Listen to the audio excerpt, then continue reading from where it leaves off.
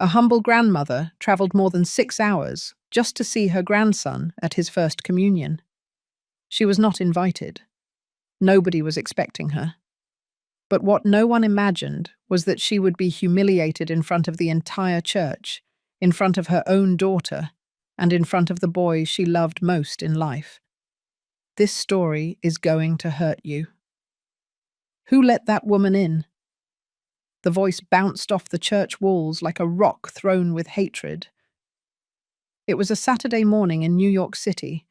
In the St. Jude's Cathedral, everything was decorated with white flowers, gold ribbons, and cameras everywhere. Families smiled. The children were dressed like little angels. Everything seemed perfect. Until she appeared.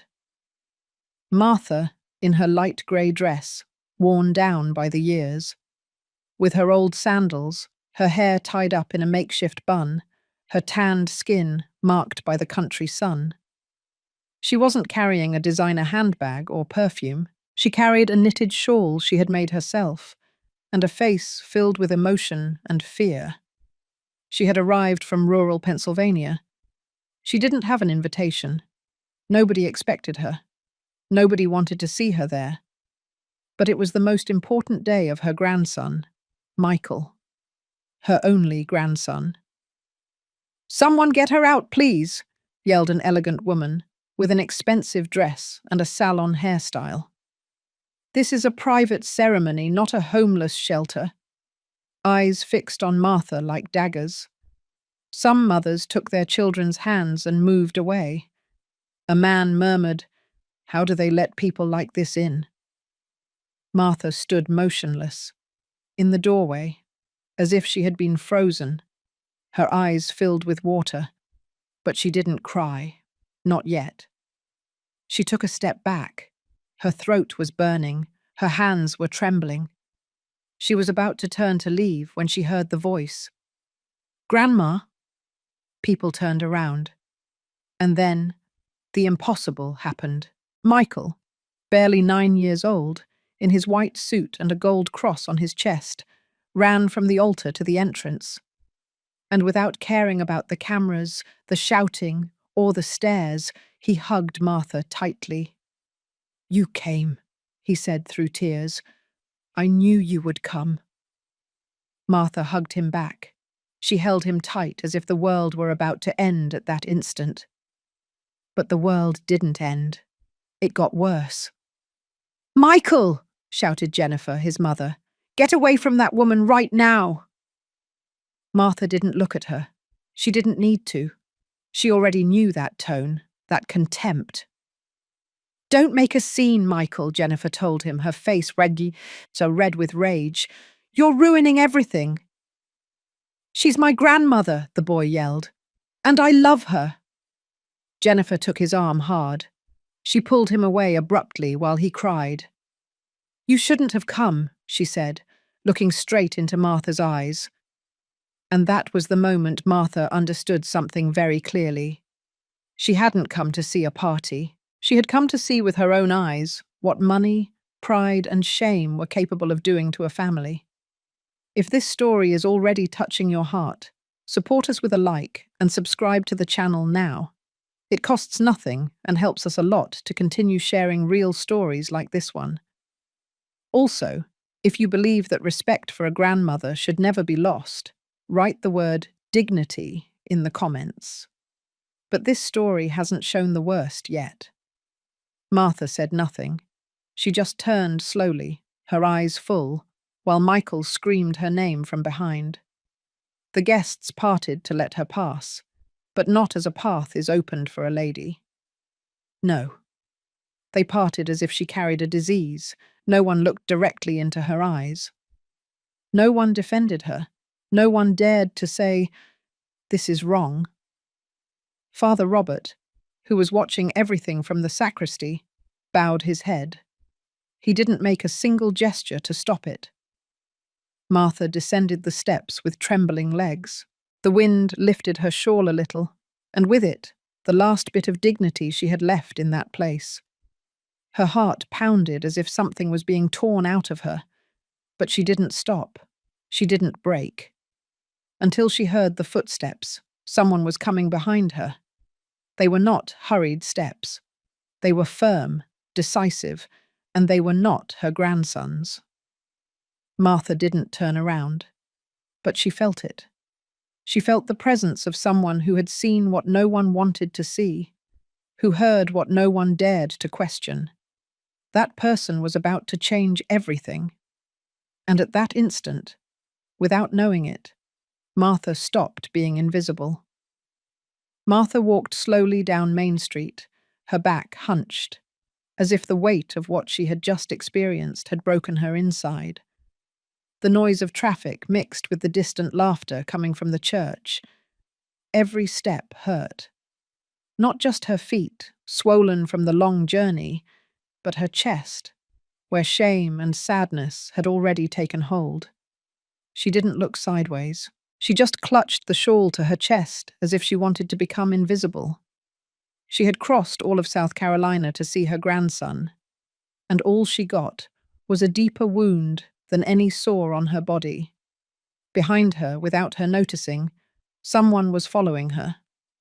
Not hastily, not with bad intentions, but with a kind of silent respect, like someone accompanying a person who has been defeated and doesn't know how to offer help without causing more pain. "Ma'am," said a serious, deliberate voice. "Excuse me for bothering you. Can I walk with you for a moment?" Martha stopped abruptly. She didn't turn around right away. It took her a few seconds to decide whether to keep walking or face the stranger. "I don't have anything, young man," she replied without looking. "I'm not selling anything, nor am I asking for anything. I just wanted to see my grandson."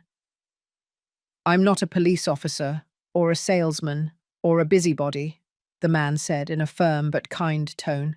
"I'm just someone who saw what happened in there, and I couldn't keep quiet." She turned around. Standing in front of her was an older gentleman, perhaps the same age as her. He wore a white, long-sleeved shirt, a straw hat, and a sad but honest look. In his hands, a dark wooden cane that seemed more symbolic than necessary. "My name is Ernest. We don't know each other, but I recognize dignity when I see it. And what you went through in there was not fair." Martha didn't know what to say. She looked at him with suspicion at first, but something in his tone made her lower her guard. No one, in many years, had spoken to her like that, with respect, with humanity. "You saw?" she asked, lowering her voice. "I saw everything. And I also saw how that boy, your grandson, hugged you with a love that isn't seen often anymore." Martha felt something break inside. She closed her eyes for a second. She was about to cry, but she took a deep breath. "Forgive me for intruding, ma'am. What is your name?" "Martha. Martha Baker." Ernest nodded his head, as if the name sounded vaguely familiar, but he didn't say anything yet. "I was just leaving church," he continued. "I'm not from that elegant crowd. I was just coming to pray for my late wife. And when I saw what happened, it made me so angry I can't explain it." "They treated me like trash," Martha murmured, "as if just because I come from the country I'm worth nothing." "And yet it was worth coming," Ernest said. "That boy loves you. I saw it." Martha looked at him for a few seconds, then she looked down. "Where are you going now?" Ernest asked. "To the bus station. The bus leaves in 1 hour. I don't have anywhere to stay here." "Then allow me to treat you to a coffee," he said. "There's a quiet coffee shop around the corner. I'm not asking you for anything, nor do I want anything in return. Just let me listen to you. If you don't want to talk, we won't talk. But don't let this city spit you out like that, without someone offering you a little comfort." She hesitated. She wasn't used to good intentions. Life had taught her years ago to distrust kind gestures, but her body needed rest, and her soul needed company. "Okay," she finally said, with a slight sigh. But just one coffee. They walked together a few yards in silence. Ernest didn't ask any more questions. He didn't try to comfort her with empty phrases. He just accompanied her, at a slow pace, with respect. They entered the corner coffee shop, a modest diner with wooden chairs and the smell of freshly brewed coffee. They sat at the table closest to the window. A young waitress approached. Ernest ordered 2 black coffees and a cinnamon roll. "How long has it been since you were in New York?" he asked, after a few minutes. "Since my husband died. Matthew," she replied, without looking up. The name made Ernest frown for an instant. "Matthew? What was his last name?" "Matthew Baker. He was a construction worker. Well, he was many things, a working man." Ernest stayed still. Something about that name awoke an old memory, a distant shadow he could barely touch. But before saying anything, he preferred to ask. "And your daughter? The boy's mother?" "Jennifer," Martha said bitterly. "The youngest of my 3 children. She used to visit me. After she got together with that Roger, everything changed. They kept me away from the boy. I don't know if it was out of shame or pure contempt." The silence between them became thick. The coffee arrived. Both drank slowly. Ernest opened his mouth, as if he was about to tell something, but closed it again. It wasn't the moment. Because something told him that the name Matthew Baker wasn't new to him, that he had heard it or read it many years ago. And if what he suspected was true, the woman across from him, that battered woman, invisible to everyone, was much more connected to his own past than he imagined. And that connection was about to come to light. The coffee had gotten cold, but neither of them had noticed. Outside, the New York sun was beginning to set with an orange hue that stained the colonial facades and illuminated the table where Martha and Ernest were still sitting. It wasn't a light conversation. It wasn't a chat between 2 strangers. It was something that was gradually transforming into something denser, something that they didn't know would connect them in a profound way. "Did you say Matthew Baker?" Ernest repeated, his voice lower now, as if chewing the name in his mouth. Martha nodded with a slow movement of her head. "My husband. He died 7 years ago. A heart attack. He was on the job site, loading steel rebar. He collapsed right there, in front of everyone." Ernest remained silent for a few seconds. He looked at her closely, like someone observing a piece that doesn't fit. But that seems to belong to a bigger puzzle. "What was he like?" he asked. "Quiet, very hard-working, a man of few words. He never talked about his childhood or his family. He said he had no one but me and our daughters." Ernest put down the cane, rested it next to the table, and leaned towards her. "Excuse the question, Mrs. Martha, but did Matthew have a scar on his neck, on the left side?" She blinked, surprised. Yes, he had one. It was like a long line. He said he got it as a child, escaping from some dogs. He always avoided talking about it." Ernest took a deep breath. He rested his hands on the table. For an instant, it seemed like he was going to get up, but he restrained himself. "I knew a Matthew Baker," he finally said, "more than 50 years ago, in an orphanage in Queens, when we were children. We were inseparable, but there was a fire in that place, and after that, they assumed he was dead." Martha stared at him, now without blinking. "Are you saying that you—" "I don't know," Ernest interrupted. "I don't want to get ahead of myself. But that name, that scar, the age, everything fits too closely." "Matthew never mentioned anything about a fire or an orphanage," Martha whispered. "Because I didn't either," he replied. For years, I convinced myself that my brother had died in that fire. And over time, I buried that part of my life. They changed my last name at the social services office. They gave me another identity. But I always remembered the name. Martha remained silent. Are you saying that you could be my husband's brother? It could be, Ernest replied, not looking away. I can't assure you. But if he is, then you are not a stranger to me.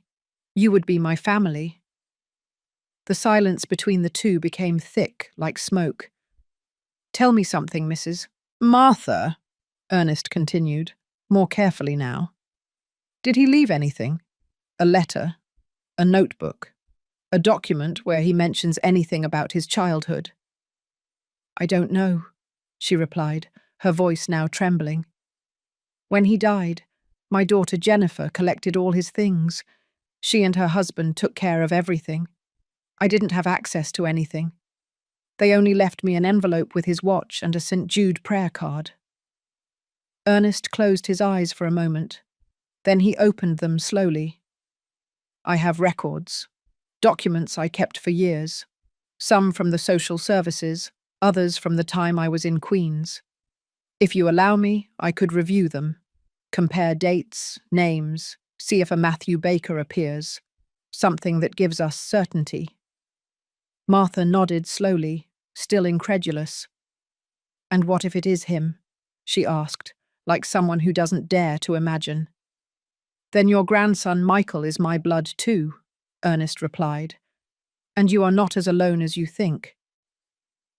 The waitress approached to collect the empty cups. Martha looked out the window. Outside, the afternoon was beginning to disappear, and the city was covered in faint lights. She felt like the world was moving beneath her feet. What was just a visit to see her grandson a few hours ago was now transforming into something much bigger, deeper, more dangerous too. Mr. Ernest, she said suddenly, there's something I haven't told you. He looked at her attentively. I wasn't invited today. My daughter doesn't want me near her. Ever since she got together with that Roger, she has erased me from her life. She's ashamed of me, of how I dress, of how I talk, of having been born to me. That is a sin, Ernest murmured, but not yours. I sometimes think that if Matthew were alive, he wouldn't allow it. He wasn't perfect, but he would never have let me be humiliated like that. And your grandson, she paused, her voice trembled.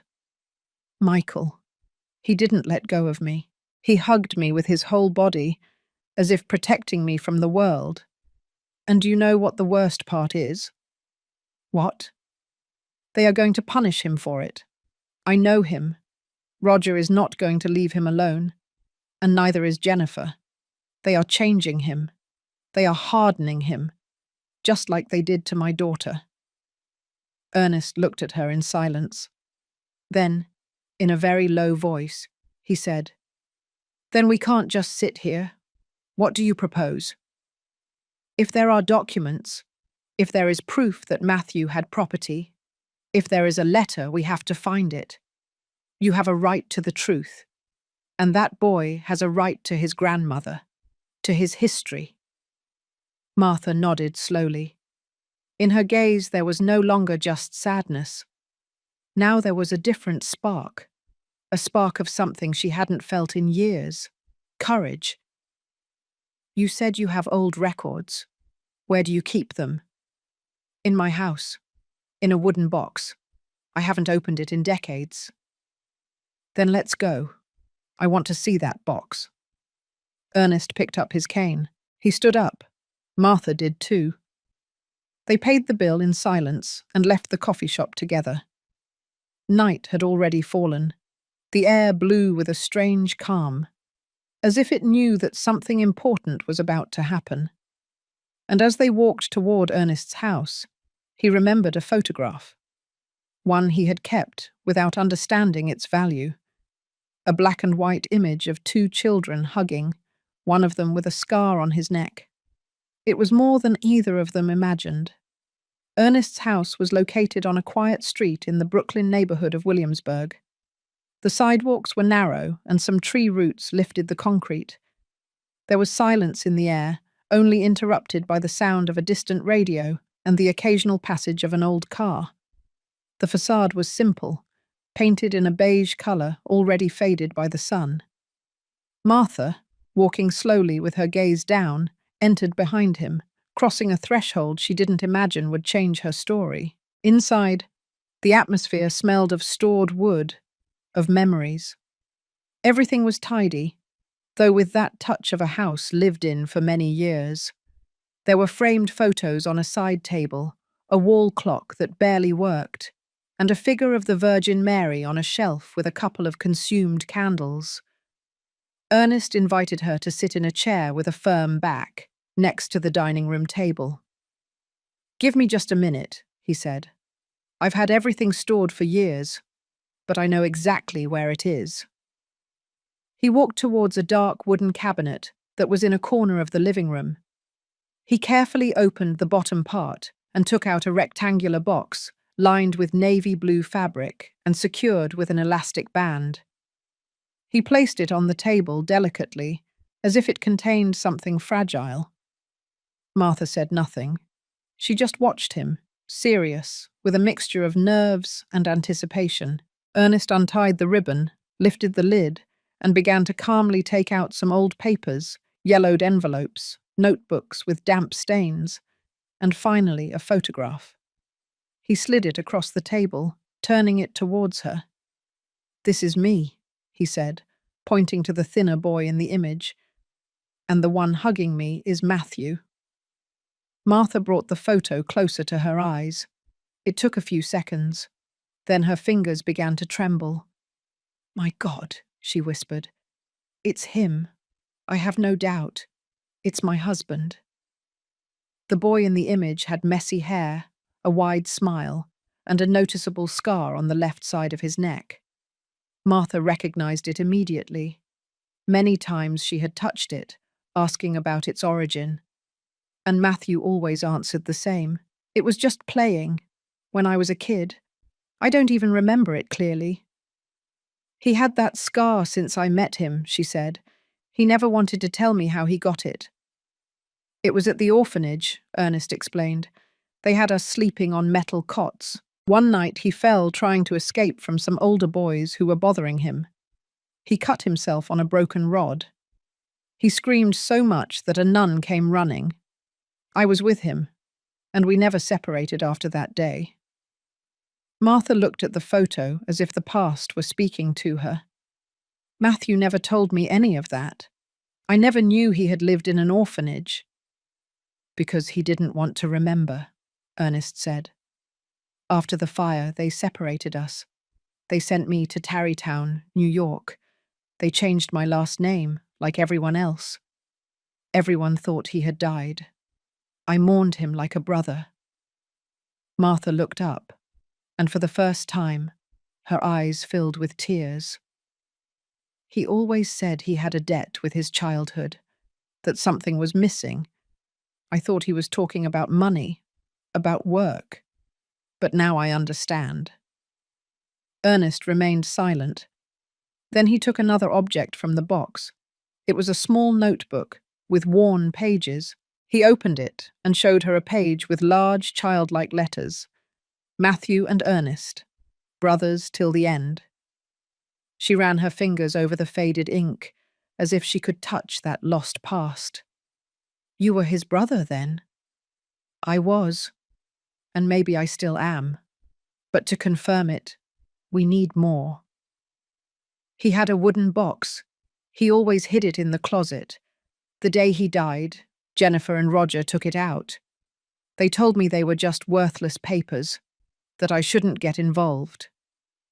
Ernest frowned. He might have kept important papers there. Maybe something that links him to me or to some property. "Do you think they knew what was in there?" "I think Roger doesn't take a step without a scheme. If there was anything useful, he hid it." Martha nodded sadly. Ever since they got married, Jennifer changed. She took Michael away from me little by little. And now she has him trapped in that house, surrounded by people who treat him as if love is measured in dollars. Ernest sighed deeply. I'll help you. I have connections in the Queen's archives. We can look for anything in Matthew's name. If we find something, it will be one more proof that you have rights they are denying you. Martha looked at the photo one last time and pressed it against her chest. The only thing I care about is Michael, that he knows who his grandfather was, that they teach him dignity, not shame, and that is not taught with words. It's demonstrated with actions, Ernest said. He stood up from the table and walked toward a shelf where he had some envelopes stored.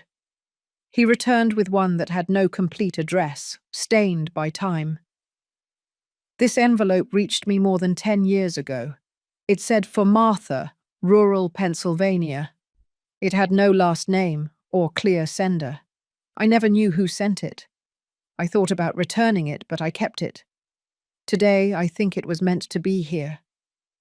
Martha took it, and seeing the handwriting, her heart stopped for a second. It's Matthew's writing. Do you want to read it? She shook her head. Not yet. Not here. I need to breathe. Ernest nodded. I can lend you a room. It's not much, but it has a bed, blankets, and privacy. I promise. I mean no disrespect. Martha hesitated for just a second. Then she accepted with a gesture of gratitude.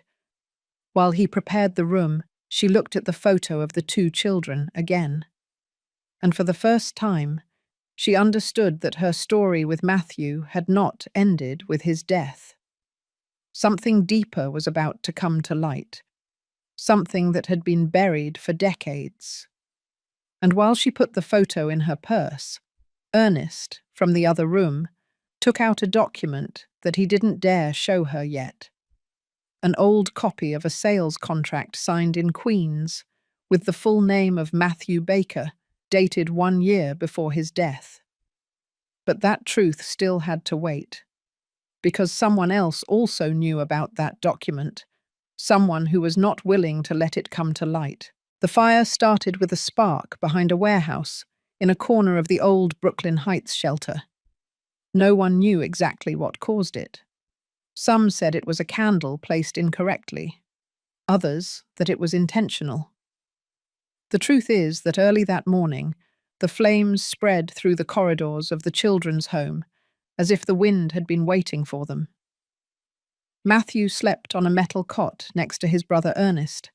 They were 8 and 7 years old, respectively. They had been brought to the shelter after being found wandering the streets of New York, dirty, without papers, without adults to care for them. They never knew for sure who had abandoned them. They only knew that they had each other. That night, the smoke came first, silent, like a thief. Then came the screams. The children began to cough, to move, to push each other.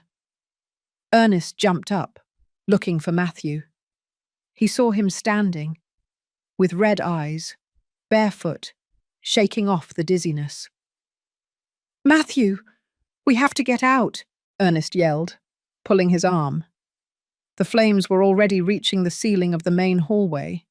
Explosions of windows, desperate footsteps, and crying could be heard. A nun was trying to kick open a stuck door. Matthew and Ernest ran down a narrow corridor. They tripped. They got up. When they reached the central courtyard, a column of fire fell from the second floor. That's when they were separated. A volunteer, covering his face with a wet cloth, pulled Ernest by the waist and dragged him out of the building.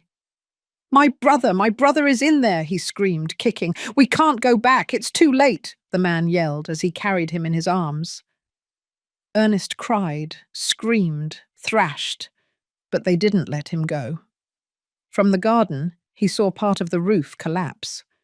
The entire shelter turned into a bonfire, and with it, according to official records, 3 children were lost. One of those names was noted, Matthew Baker. No one ever found him again. Ernest was transferred to an area near Yonkers a few days later, with a new family. They changed his last name, gave him used clothes, and taught him to say that he had no past. For a long time, he believed what they told him, that Matthew had died, that he was lucky to have survived, that he shouldn't look back. But he never stopped doing it. Every night, before sleeping, he touched the scar on his knee, a mark from that fire, and whispered to himself, "If you're alive, find me."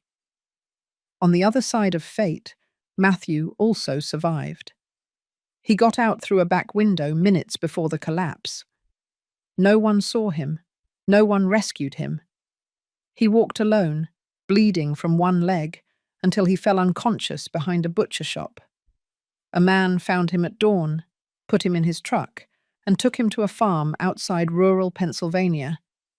There, a priest registered him as an unidentified child and baptized him with the name the little boy uttered through tears, Matthew. Years passed before Matthew could write his last name correctly. No one claimed his identity. No one looked for him. He didn't ask either. Life took care of hardening him, of making him a man without a past. He never saw a photograph of his childhood again. He never saw Ernest again. Until he met Martha. They married when she was 20 and he was 27. Matthew was a quiet, hard-working man, full of silences. He never talked about his childhood. He just said, "That doesn't matter anymore." Martha, over time, stopped asking. For years, she believed that Matthew's past was something sad, but common. But now, sitting in the room Ernest had offered her, holding that photograph in her hands, she understood everything. The separation, the silence, the hidden pain. That night, she didn't sleep. She reviewed the letter that Ernest had given her and that Matthew had written. She didn't open it yet. She just stroked it with her fingers, as if she could hear her husband's voice. Elsewhere in the city, Ernest wasn't sleeping either. He had left the document on the table. It was a copy of a sales contract for a piece of land in Queens, signed by Matthew Baker, dated the year before his death. Martha was not listed as a co-owner, but there was a note on the back, to leave something for Michael.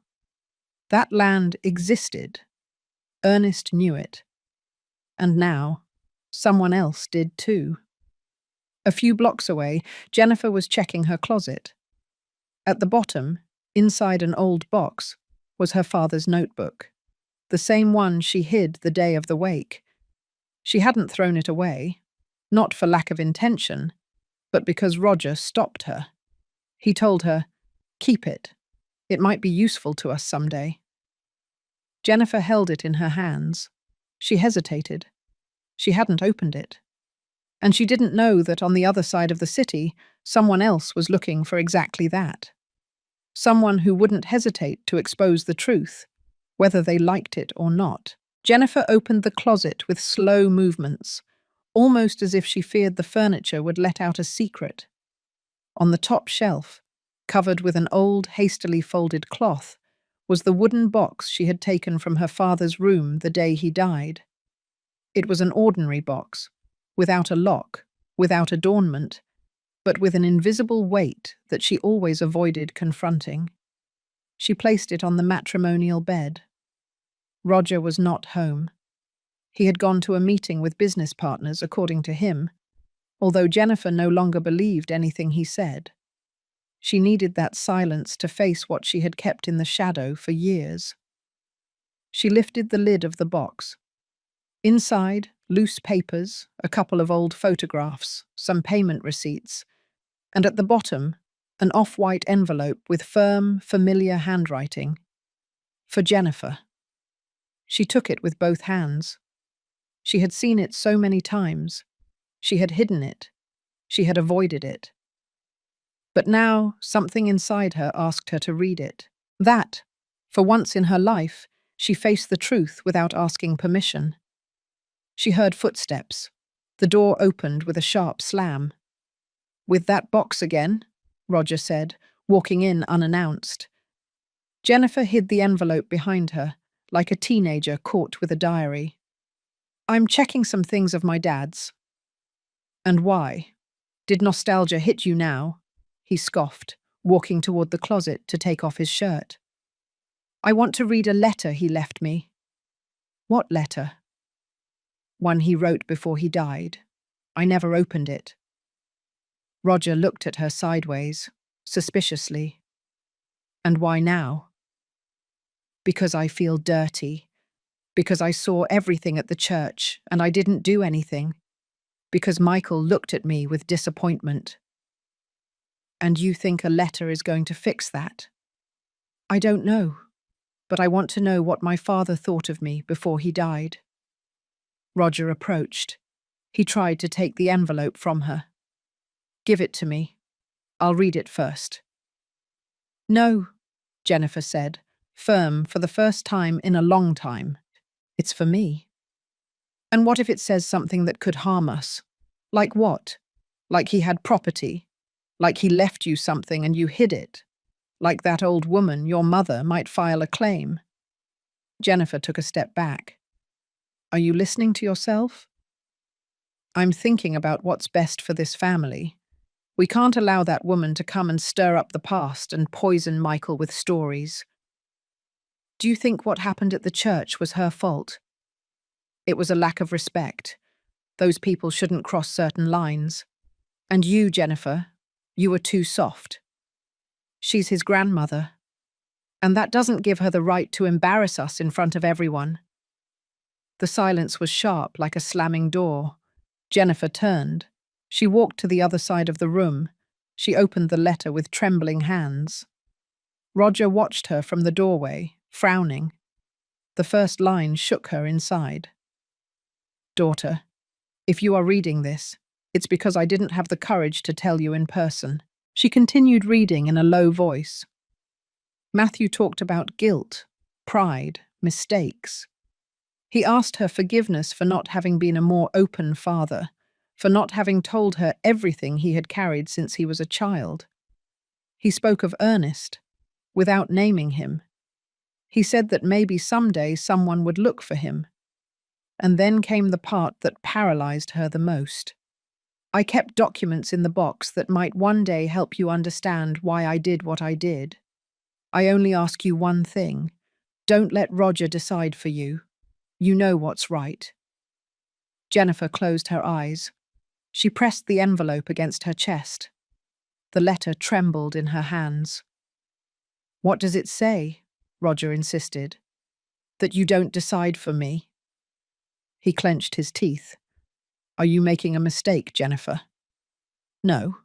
The mistake was letting you silence me for years." She walked out of the room with the letter in her hand. She went into Michael's room, saw him sleeping, hugging a pillow. She sat down beside him. She watched him for minutes. He had the calm expression of someone who doesn't know that the world around him is breaking. Then she decided that at dawn, she would do something she hadn't done in years. She was going to look for her mother. She was going to look her in the eyes. And finally, she was going to confront everything she had hidden under the pretext of maintaining appearances. Because it was no longer about her. It was about her son. And the legacy that had been stolen from him without his knowledge. Michael was in his room, lying on the carpet with crayons scattered around him. The thick-paged notebook was open to page 5, where he was just beginning to give shape to a drawing he had been thinking about for days. It wasn't a superhero or a car or a monster. It was her, his grandmother. He had drawn her in her flowered shawl, sitting on a bench like the one in the church courtyard. Her hands were wrinkled, her eyes a little crooked. But for Michael, it was the clearest image he could hold in his memory. At the bottom, he wrote in large letters, "I love you, Grandma." It took him several minutes to choose the background color. Sky blue, because that's how he remembered that day. The sky was very clear, and her smile, even though it was behind sad eyes. He finished and just looked at it. Then he took out the pages, folded them carefully, stored them at the bottom of his school backpack, and hid it behind his desk. He knew he shouldn't do it, but he also knew that if someone found it, especially his mother or Roger, they would destroy it. As if thinking about them summoned him, the door opened without knocking. "What are you doing?" Jennifer asked in a tired voice. "Nothing, I'm drawing." "Can I see?" Michael hesitated. "It's just a drawing." She walked in slowly. She looked at the crayons, the notebook, and managed to see a sheet sticking out of the side pocket of the backpack. "What is that?" "Nothing, Mum." Jennifer reached out and took it. She unfolded the drawing and was silent. Michael stood up suddenly. "Don't tear it up. It's for Grandma." Jennifer's face changed. "You drew that woman? After what she did?" "She didn't do anything," Michael yelled. "You threw her out. You yelled in front of everyone. She protected me from shame. She wasn't supposed to be there. She is my grandmother, and I love her." Jennifer stood still. She took a deep breath. She closed her eyes, and without saying anything more, she tore the drawing in half. Michael didn't cry.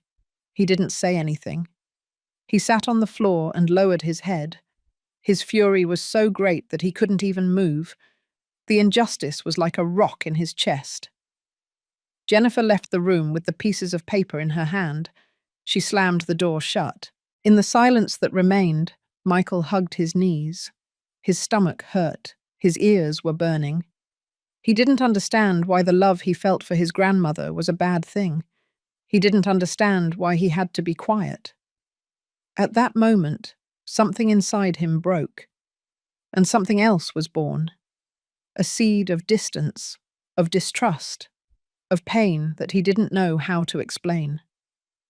The next day at school, his teacher, Ms. Laura, noticed that something wasn't right. "Michael, is something wrong? You're very quiet." "It's nothing." "Do you want to talk about it?" Michael shook his head. He had no words. He just pressed his lips together and looked down. Laura didn't insist. But when she checked his backpack to get his homework notebook, she found a crumpled piece of paper. A fragment with the word Grandma written in pencil and a line of sky blue crayon. She folded it carefully and returned it without asking any more questions. At home, Jennifer didn't mention the drawing. She locked herself in the bedroom with the letter she had read again in the early morning. Her father's words echoed like bells. "Don't let Roger decide for you." But her son's voice echoed even louder. That night, Roger arrived late. He smelled of alcohol. He didn't greet her. He just slumped into the armchair in front of the television. Jennifer looked at him from the hallway, and for the first time in a long time, she didn't feel fear. She felt disgust. She walked to the kitchen. She opened a drawer and took out an envelope. She put the pieces of the torn drawing inside. Then, she wrote on the back, "Michael deserves to know the truth." She hid it among the books no one touched. She didn't know how or when or where, but she swore that drawing would not be forgotten. Because sometimes the broken pieces are the ones that rebuild a story. And someone was already collecting them, without Jennifer knowing it. That morning, Ernest's house smelled of cinnamon rolls and fresh coffee. Martha had woken up early, as usual, although she hadn't slept well. Her thoughts wouldn't leave her alone. She had dreamed of Matthew, but it wasn't a pleasant dream. He looked at her from afar, with a sad face, as if trying to tell her something without being able to speak. She got up in silence, washed her face at the bathroom sink, and seeing her reflection in the mirror, she barely recognized herself. She felt that the years had all fallen on her at once since that day at the church. But there was something inside her that didn't break, her will. Ernest was in the kitchen, already dressed, glancing at some papers on the table. "Good morning, Mrs. Martha," he said without looking up. "There are cinnamon rolls. They're not from a bakery, but they taste good." "Thank you, Mr. Ernest. I'm not very hungry, but I would like some coffee." He poured her a cup. "Were you able to sleep?" "A few hours, but I dreamed of Matthew." He looked at me as if he wanted to tell me something. Maybe he does want to. Martha looked up. "What do you mean?" Ernest put the papers aside. "Look, this morning I was thinking. You told me that your husband always kept a box, and that the last time you saw it was when Jennifer took it out of his room." "That's right. They didn't even let me open it." "And in the house you shared, did Matthew have a place where he hid things? A private corner, a shrine, something that only he touched?" Martha thought for a few seconds. Then her eyes opened a little wider. "He had a shelf. In the hallway. It had a St. Jude statue. He never let me move it. He always said he was his guardian." "Is that shelf still in the house?" "I don't know. I haven't been inside since the day they kicked me out." "Maybe there's something there. Something Matthew left for you and not for his daughter. Will you allow me to go with you?" Martha hesitated. Going back to that house caused her a mixture of fear, nostalgia, and rage, but she also needed answers. "Yes, but I want to go in the afternoon, when Jennifer isn't there. We'll go together. I'll drive." That same day, shortly before 4:55 p.m., they took a taxi to the neighborhood where Martha lived before being displaced. The sky was cloudy, and a slight breeze moistened the air. Upon reaching the street, her heart pounded loudly. The facade of the house was the same. A little more neglected, perhaps, but the same. Martha got out of the car with a firm step. She rang the doorbell. No one answered. She looked at Ernest, whose gaze was already fixed on the slightly open door. "Are you sure?" "Yes. This house was mine too." She carefully pushed the door. It yielded. They entered in silence. Everything smelled of dust and dampness, as if the house hadn't been aired out for days. Some furniture was covered with sheets. In the hallway, the shelf was still there.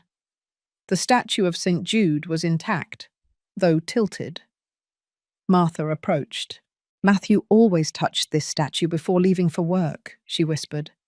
"He said it protected him." Ernest looked behind the statue. Then he noticed something strange. "There's a slot in the back of the shelf. Look." Martha carefully put her fingers in. She pulled out an old envelope, folded in 4. She trembled as she opened it.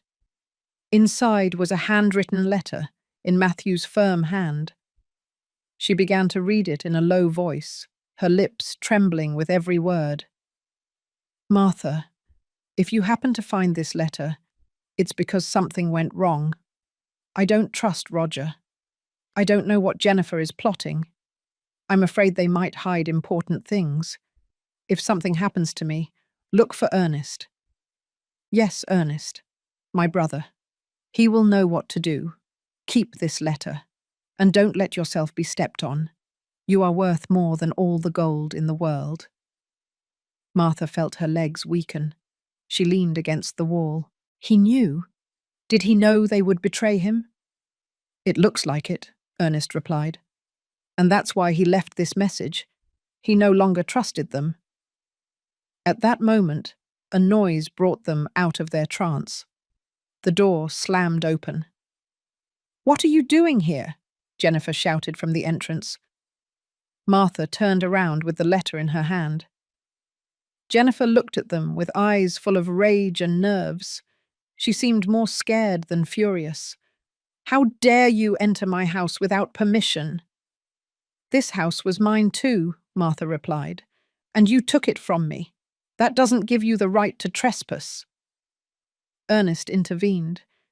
Mrs. Jennifer, we found something. Your father left this letter hidden behind St. Jude. He left it for your mother. Jennifer was speechless. She looked at the letter as if it were a weapon. Give it back, she ordered. No, Martha replied in a firm voice. This letter is mine, and you are going to listen to what it says, whether you want to or not. The tension in the air was so thick it could be cut with a knife. Jennifer took a step back. She looked down. For an instant, she seemed to surrender. But then her cell phone rang. She answered it without looking at the people present. Hello? Yes, I'm already here. What do you mean they broke in? What did they check? No, they didn't find anything. Don't worry. I'll take care of it. She hung up. And when she looked up again, her expression had completely changed. You don't know what you're getting yourselves into, she said coldly. What are you hiding, Jennifer? More than you imagine, she replied. And at that moment, Martha knew that her daughter was not just an accomplice. She was part of something bigger, something Matthew had tried to protect, but he didn't manage to do it in life. Now that truth was beginning to come to light, and neither Jennifer nor Roger could stop it.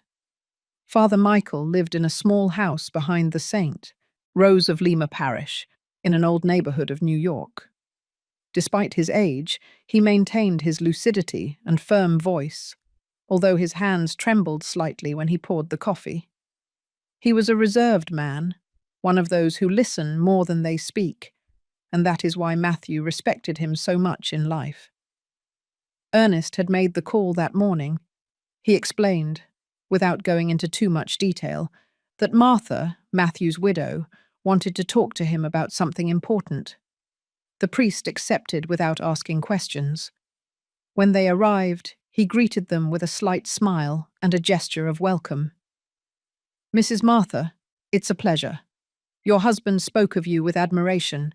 He always said you had a stronger heart than him. Thank you, Father.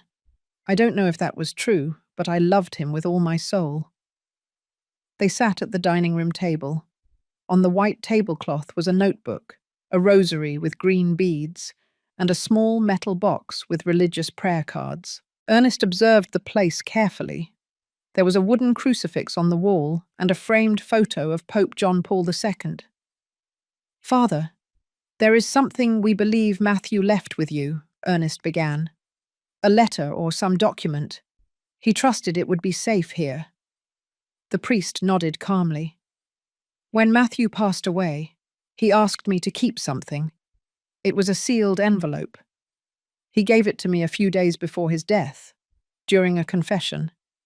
He said that if something happened to him, I should give it to his wife or to a man named Ernest, which turns out to be you. Martha and Ernest exchanged glances. Do you still have it? She asked urgently. Yes, I never opened it. It's in the same place where I stored it. He got up carefully and went to a wooden cabinet that seemed older than the house itself.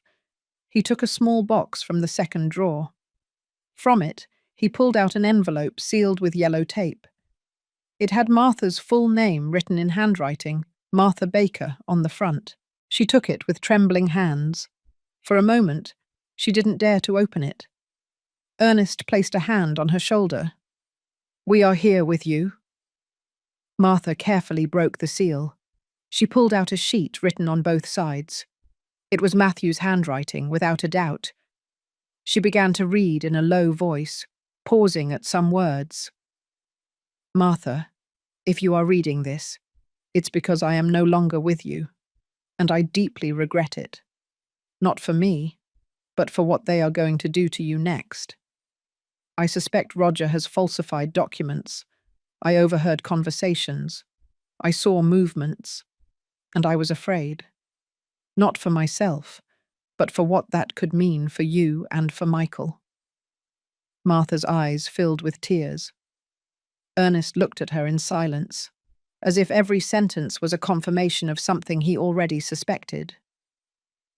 I stored a part of my papers with a lawyer who helped me when I bought the land in Queens.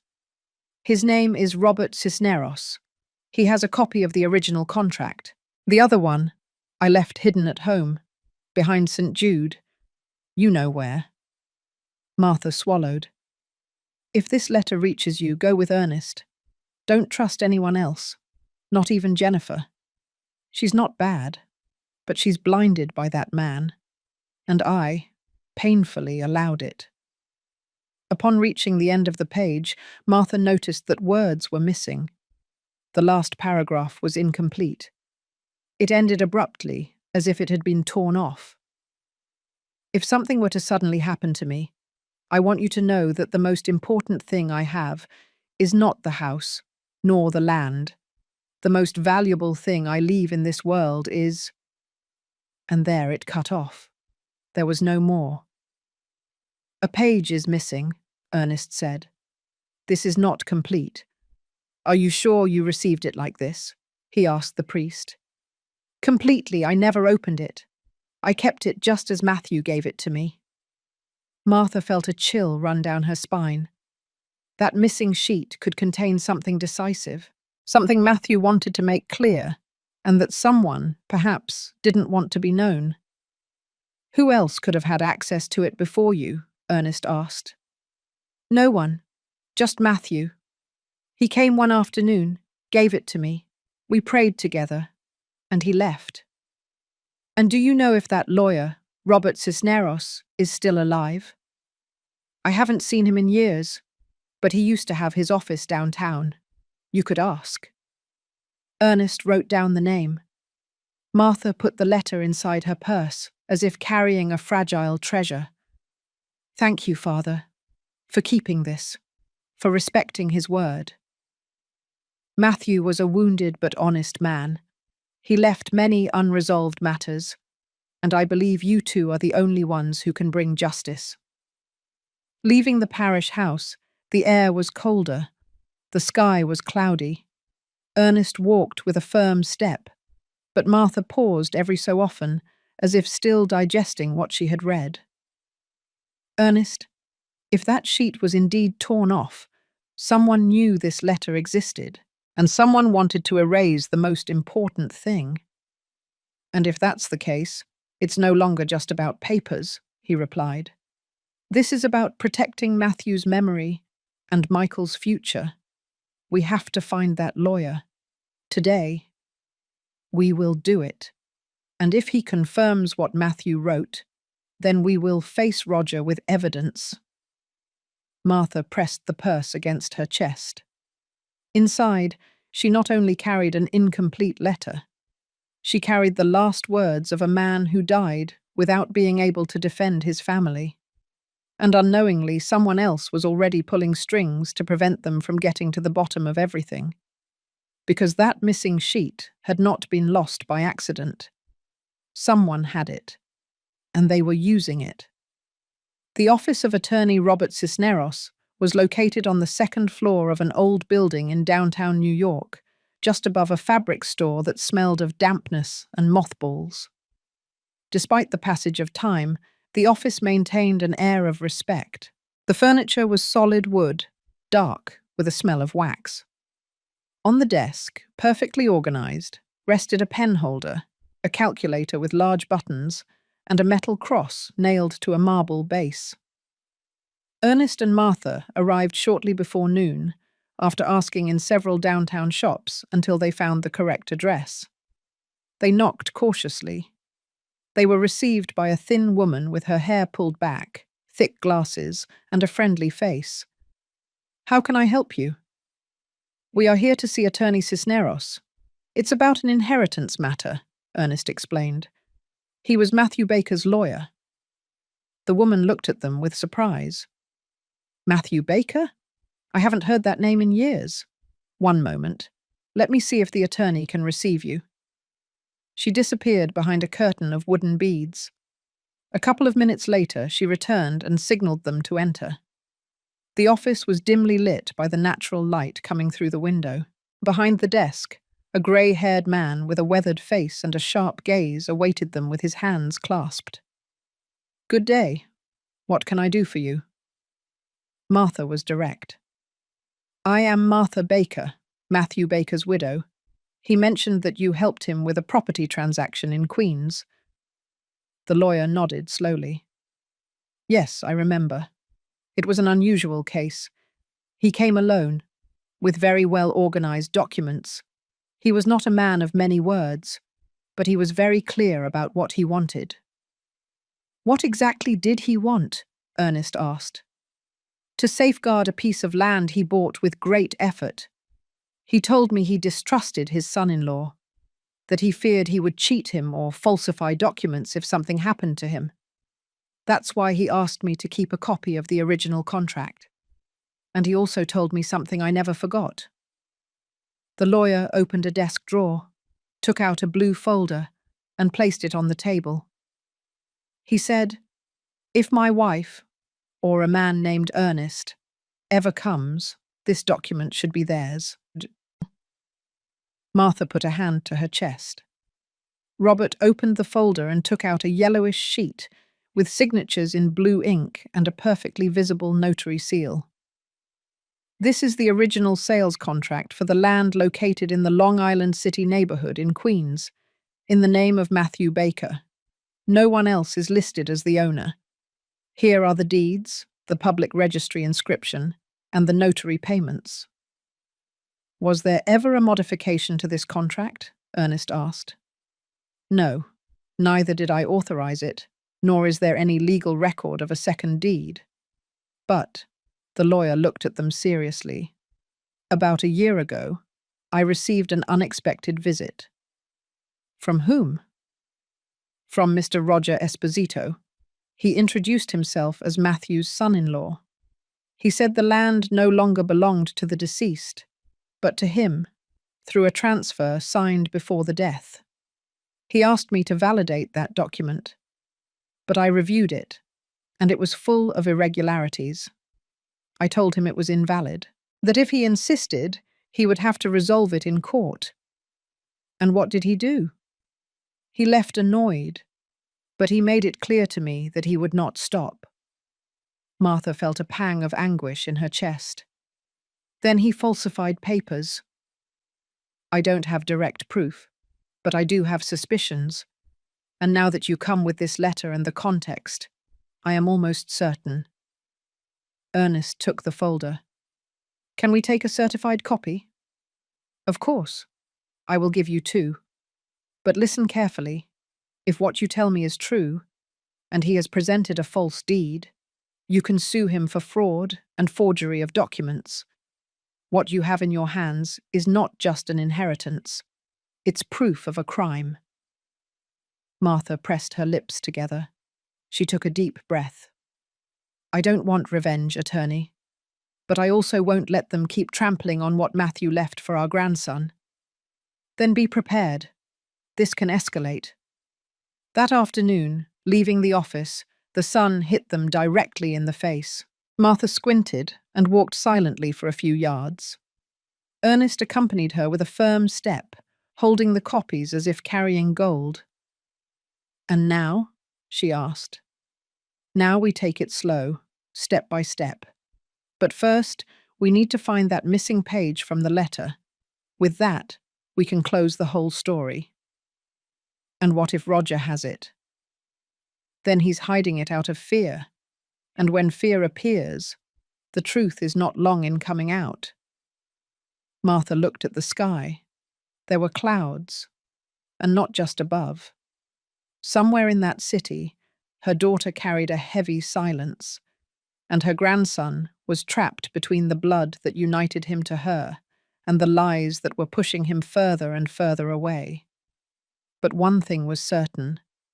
What Matthew had secretly built was about to come to light. And when that happened, neither power, nor money, nor silence was going to be able to stop what was coming. Michael had gone 2 days without speaking in class. Ms. Laura, the teacher, had noticed his dull gaze, the way he dragged his feet when he walked, his silence even when his classmates laughed or played around him. He was not the same boy who, weeks before, enthusiastically raised his hand to read aloud or proudly show his drawings. Since his mother tore up the drawing of his grandmother, something inside him had gone out. That afternoon, arriving home, he went straight to his room. He closed the door and didn't come out, not even to eat. Jennifer called a couple of times without response. She thought he was angry, that he would get over it. But at nightfall, when she finally went in to see him, she found him trembling, his face red and his lips dry. "Michael," she approached, touched his forehead. "You're burning up." The boy barely opened his eyes. He mumbled something unintelligible and closed them again. Jennifer panicked. "Roger!" she screamed by inertia, even though he no longer lived there. "Michael is sick. Very sick." She ran to her cell phone. She called emergency services. While waiting for the ambulance, she put a damp cloth on his forehead, tucked him in with warm blankets, and murmured hurried prayers, mixed with apologies she didn't dare to say out loud. "Forgive me, son. Forgive me for not knowing how to cherish what you clearly saw. Forgive me for keeping you away from the person who loves you most." The ambulance took 25 minutes to arrive. It seemed like an eternity. At the hospital, he was admitted immediately. They ran tests, put him on a drip, and brought his fever down with medication. The doctor who examined him was direct. "He is dehydrated and has a high fever. It could be a viral infection, but I also notice that there is strong emotional stress. Has he been through anything lately?" Jennifer swallowed. "He has had some family issues." "Well, that also affects things." "A lot. The body reacts." That night, Jennifer fell asleep in a chair next to Michael's bed. She dreamed of her father. She saw him walking down a white hallway, his back to her. She tried to reach him, but she could never touch him.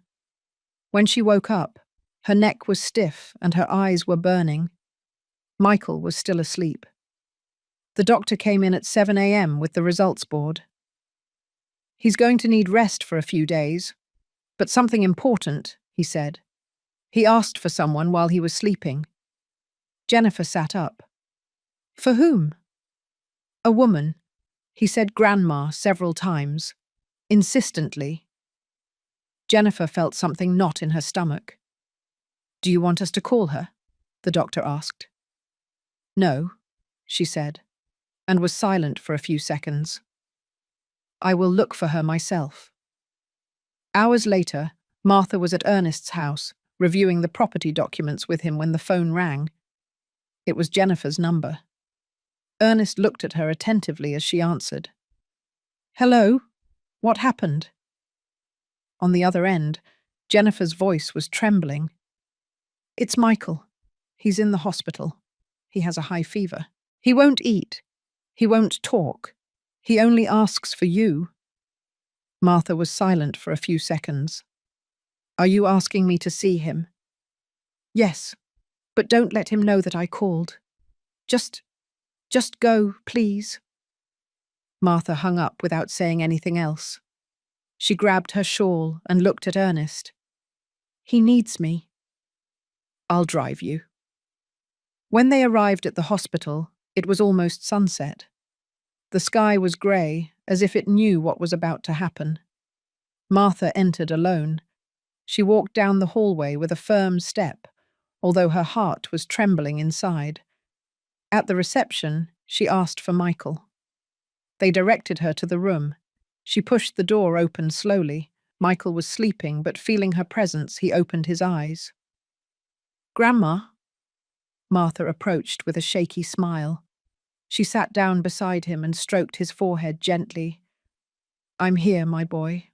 I didn't leave." Michael took her hand tightly. "Don't leave me again." "Never again," she said. In the doorway, Jennifer watched them, unseen. She covered her mouth with her hand and walked away in silence, carrying a guilt that squeezed her soul. Because even if she wouldn't admit it out loud, for the first time she understood what she had done. She had ripped the only love that asked for nothing in return from her son. And now, that love was giving him life back, in front of her eyes, in front of everything. The next day dawned with a mixture of heavy clouds and weak light filtering through the windows of the Metropolitan Hospital in New York. Martha had spent the entire night sitting next to Michael's bed. She didn't sleep. She didn't eat. She barely moved. She only watched him. Every so often she stroked his forehead, spoke to him softly, or adjusted his blanket. The boy slept deeply, as if his body was trying to repair what his heart had silently endured. When the clock struck 7:15 a.m., Martha got up to go to the bathroom and wash her face. She walked down the hallway without making a sound, as if she was afraid of waking up the entire hospital. Upon returning, already at the entrance of the room, she stopped abruptly. Roger was there, standing next to the bed, arms crossed, with an expression that mixed discomfort with annoyance. Martha looked at him without fear. She was no longer afraid. "What are you doing here?" he asked in a low but cutting tone. "I am with my grandson, where I should have always been." "You are not welcome. This place is for close family, legal family." "I don't care what you say. Michael asked for me. Michael needs me. You will never understand that, because you don't know what it is to love without conditions." Roger took a step toward her. "Don't give me any martyr grandmother speeches. I'm the one who decides here. And if you don't leave on your own, I'll have you thrown out." Martha clutched the shawl to her chest, trembling, but not from fear, but from contained rage. "You've taken off your mask, haven't you? You're not even pretending in front of the boy anymore. It bothers you that I exist because you can't control what I represent to him. I'm not going to argue with you. I'll give you 5 minutes." At that moment, a nurse appeared in the hallway. It was Lisa, a young woman with dark hair and a friendly face, who already knew Michael from previous shifts. She stopped when she saw the tension. "Is everything all right?" she asked. Martha barely shook her head. "He wants me to leave." "Are you Michael's grandmother?"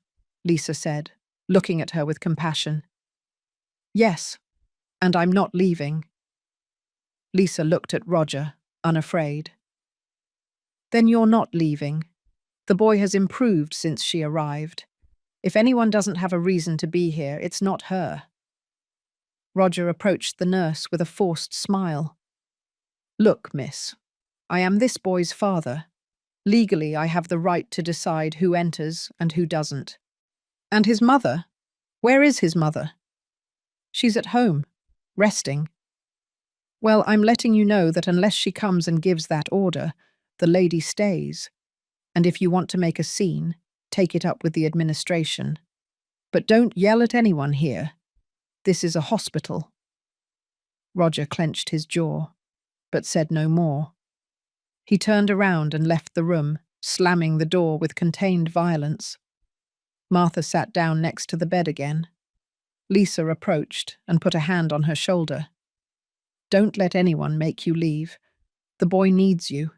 It's not a matter of medicine. It's a matter of the soul." "Thank you, dear. God bless you." Lisa left without saying more. Martha returned to holding her grandson's hand. She spoke to him in a low voice, telling him stories about the countryside, about when Matthew planted corn and came back with boots full of dirt. Michael didn't say anything, but his eyelids moved gently. An hour later, Martha went out to get a coffee from the machine in the hallway. When she returned, she found a folded sheet of paper on the chair. She opened it. It was handwritten, in large, hurried letters. "Heads up. He is planning to take the boy out of the hospital without the mother's permission. Tonight. Lisa." Martha felt her stomach knot. She ran down the hallway until she found the nurse. "Is this true?" "Some colleagues told me." He spoke with a security orderly. He said he was going to transfer the boy to a private clinic, but without the mother's authorization. They are waiting for the early morning. Why would he do that? Because he knows you can get in here. You can't there. Martha put her hands to her mouth. I can't allow it.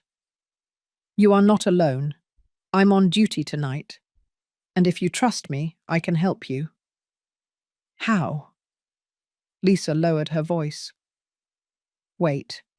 When night comes, I'll sneak you in without them noticing. And if they try to move the boy, you will be there. Martha nodded. Her heart was racing, but there was a new certainty in her soul. Roger not only wanted to separate her from her grandson, now he was willing to take him somewhere else, to another hospital, where no one could interfere. Not his mother, not her. But this time, he wasn't going to succeed. Because that night, within those walls, someone was willing to do whatever it took to defend her family, even if it meant facing the darkness head-on. The hospital clock marked 11:15 p.m. In the hallways, the fluorescent lights hummed in silence, and the echo of footsteps had died down. Most of the rooms were in semi-darkness. Patients slept. The staff walked at a slower pace. Everything seemed calm, except for Martha.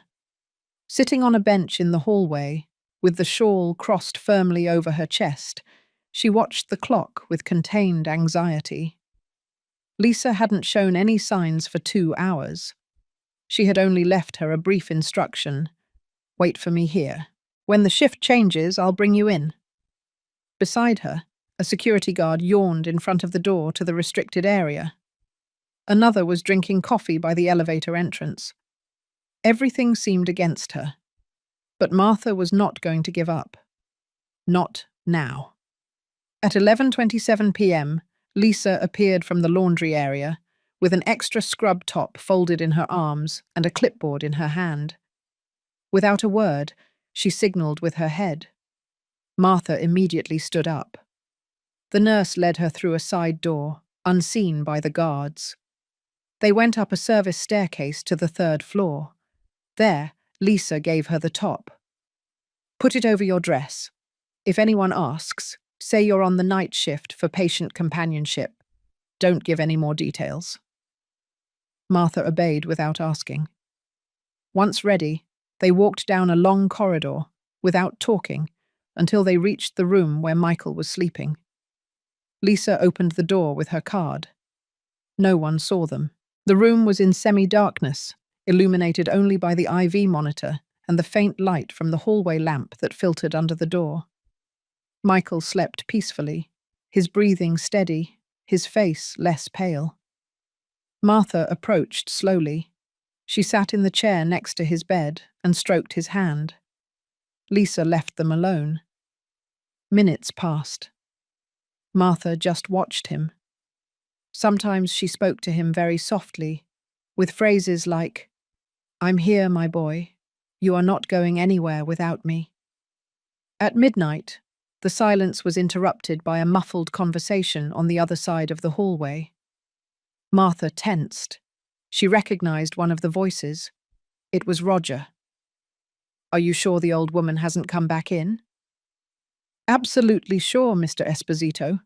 I've been at the entrance since 6. She hasn't passed." "Good. We're taking him out this morning. The private ambulance arrives at 3. The transfer is already authorized. I just need you to help me avoid any interference." "Understood." Martha felt a knot in her throat. She looked at Michael. She kissed his forehead. At 1:30 a.m., Lisa returned with a coffee. "It's going to be early this morning, at 3. I already heard him. What can we do?" "We're going to move him before they arrive. Not far. Just to another room. If they ask, we'll say he developed complications and was urgently transferred by the on-call doctor's order. I'll make sure they don't find him." "And if they find out it was me?" Lisa looked her in the eyes. "I don't care. I've kept quiet too much in life. This time, if they fire me, I'll leave knowing I did the right thing." Martha didn't reply. She just squeezed the young nurse's hand. Between two women separated by decades in age, a silent bond had been created, made of justice and dignity. At 2 o'clock, Martha was already in the new room with Michael. Lisa had made the change using a transfer gurney with the help of another trusted orderly. They took him wrapped up, asleep, without anyone stopping them. The new room was at the end of the floor, away from the elevators. At 2:45 a.m., Martha heard loud footsteps in the hallway, knocks on the door of the previous room. "Where is the boy?" Roger's voice asked, more tense. "He's not here," a nurse replied. "There was a transfer." "What do you mean, a transfer?" "The on-call doctor ordered him moved for intensive monitoring. He is in a closed observation area. Only medical personnel can enter." "That's not possible. I had authorization to transfer him." "You don't have medical authorization. And until the child is stable, no one is taking him out." The slamming door was heard from the other end of the floor. Martha, from the shadows of the new room, released the air she had been holding. She approached Michael's bed and whispered, "They're not going to take you now. You're safe." But she knew that wasn't entirely true. Roger wouldn't stop, and if he had tried to take him out of the hospital, it was because something else was approaching. Something darker.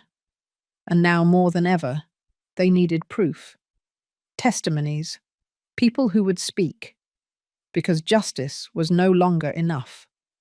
It was time for the truth to come to light, whatever the cost. Ernest had spent all morning reviewing old documents at the dining room table. He had a pile of folders, receipts, and copies of deeds in front of him. In the center lay the certified copies he had obtained from the Queen's Public Registry, with Matthew Baker's name as the sole owner of the land.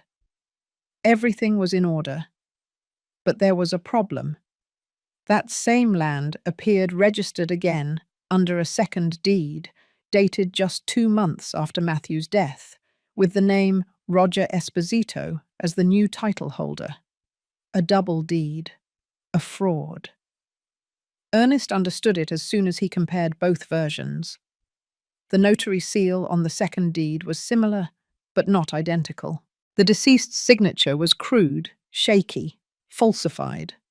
And the most serious thing, the public registry folio was duplicated, something that legally could not happen without a direct alteration of the system.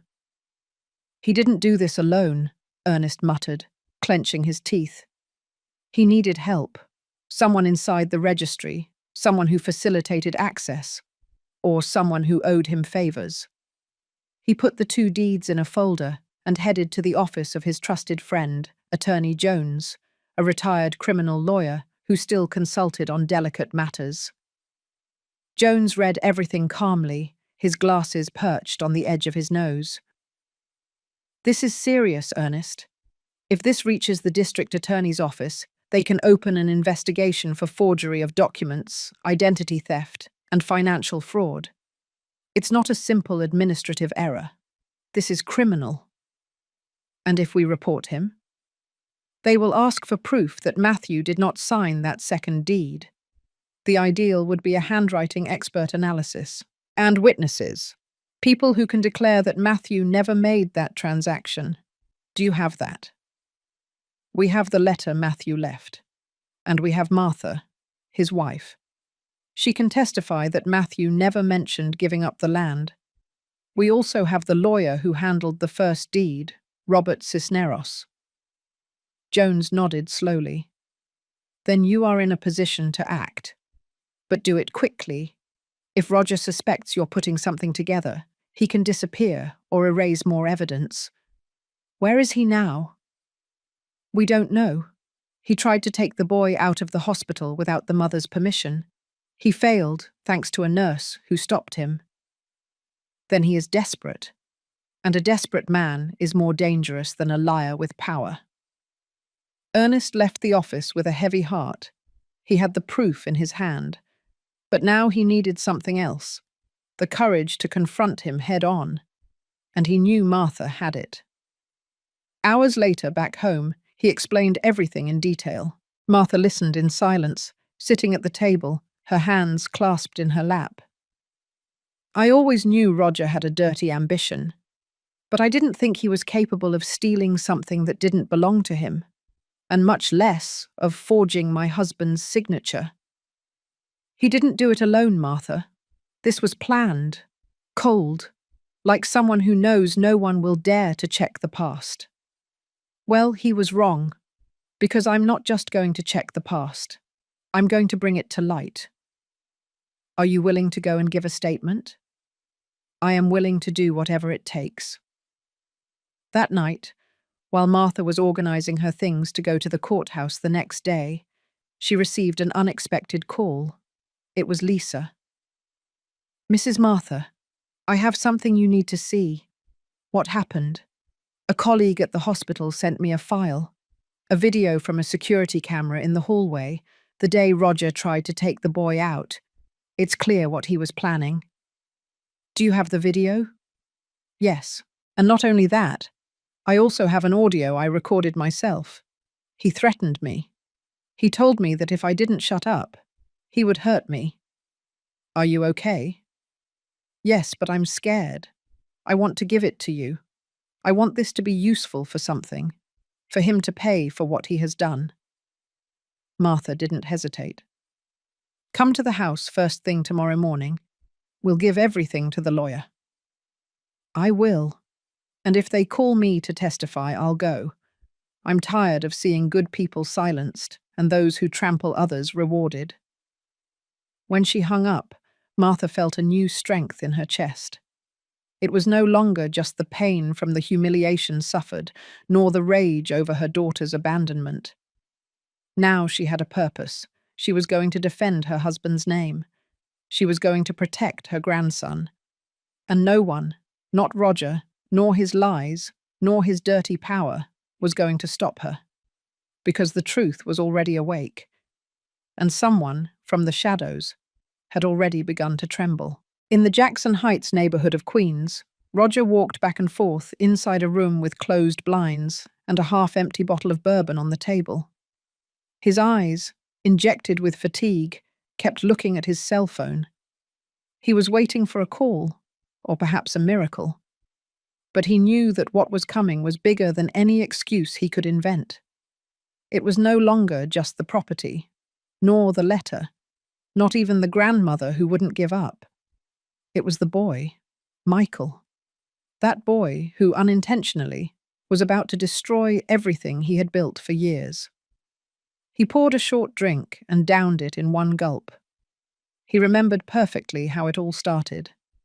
Matthew didn't trust him. Never did. From the first day he met him, when Jennifer introduced him as her fiancé, Matthew looked at him with that expression between disdain and warning, as if he already knew what he carried inside. That house is not yours. That woman does not belong to you, and my daughter doesn't either, Matthew had told him one night after an argument. But Roger was patient. He knew he couldn't beat him with words, so he set out to undermine him from within. He spoke to him with false respect, did minimal favors for him, accompanied him shopping. Winning Jennifer over was easy. She just wanted to be loved. And he knew how to pretend.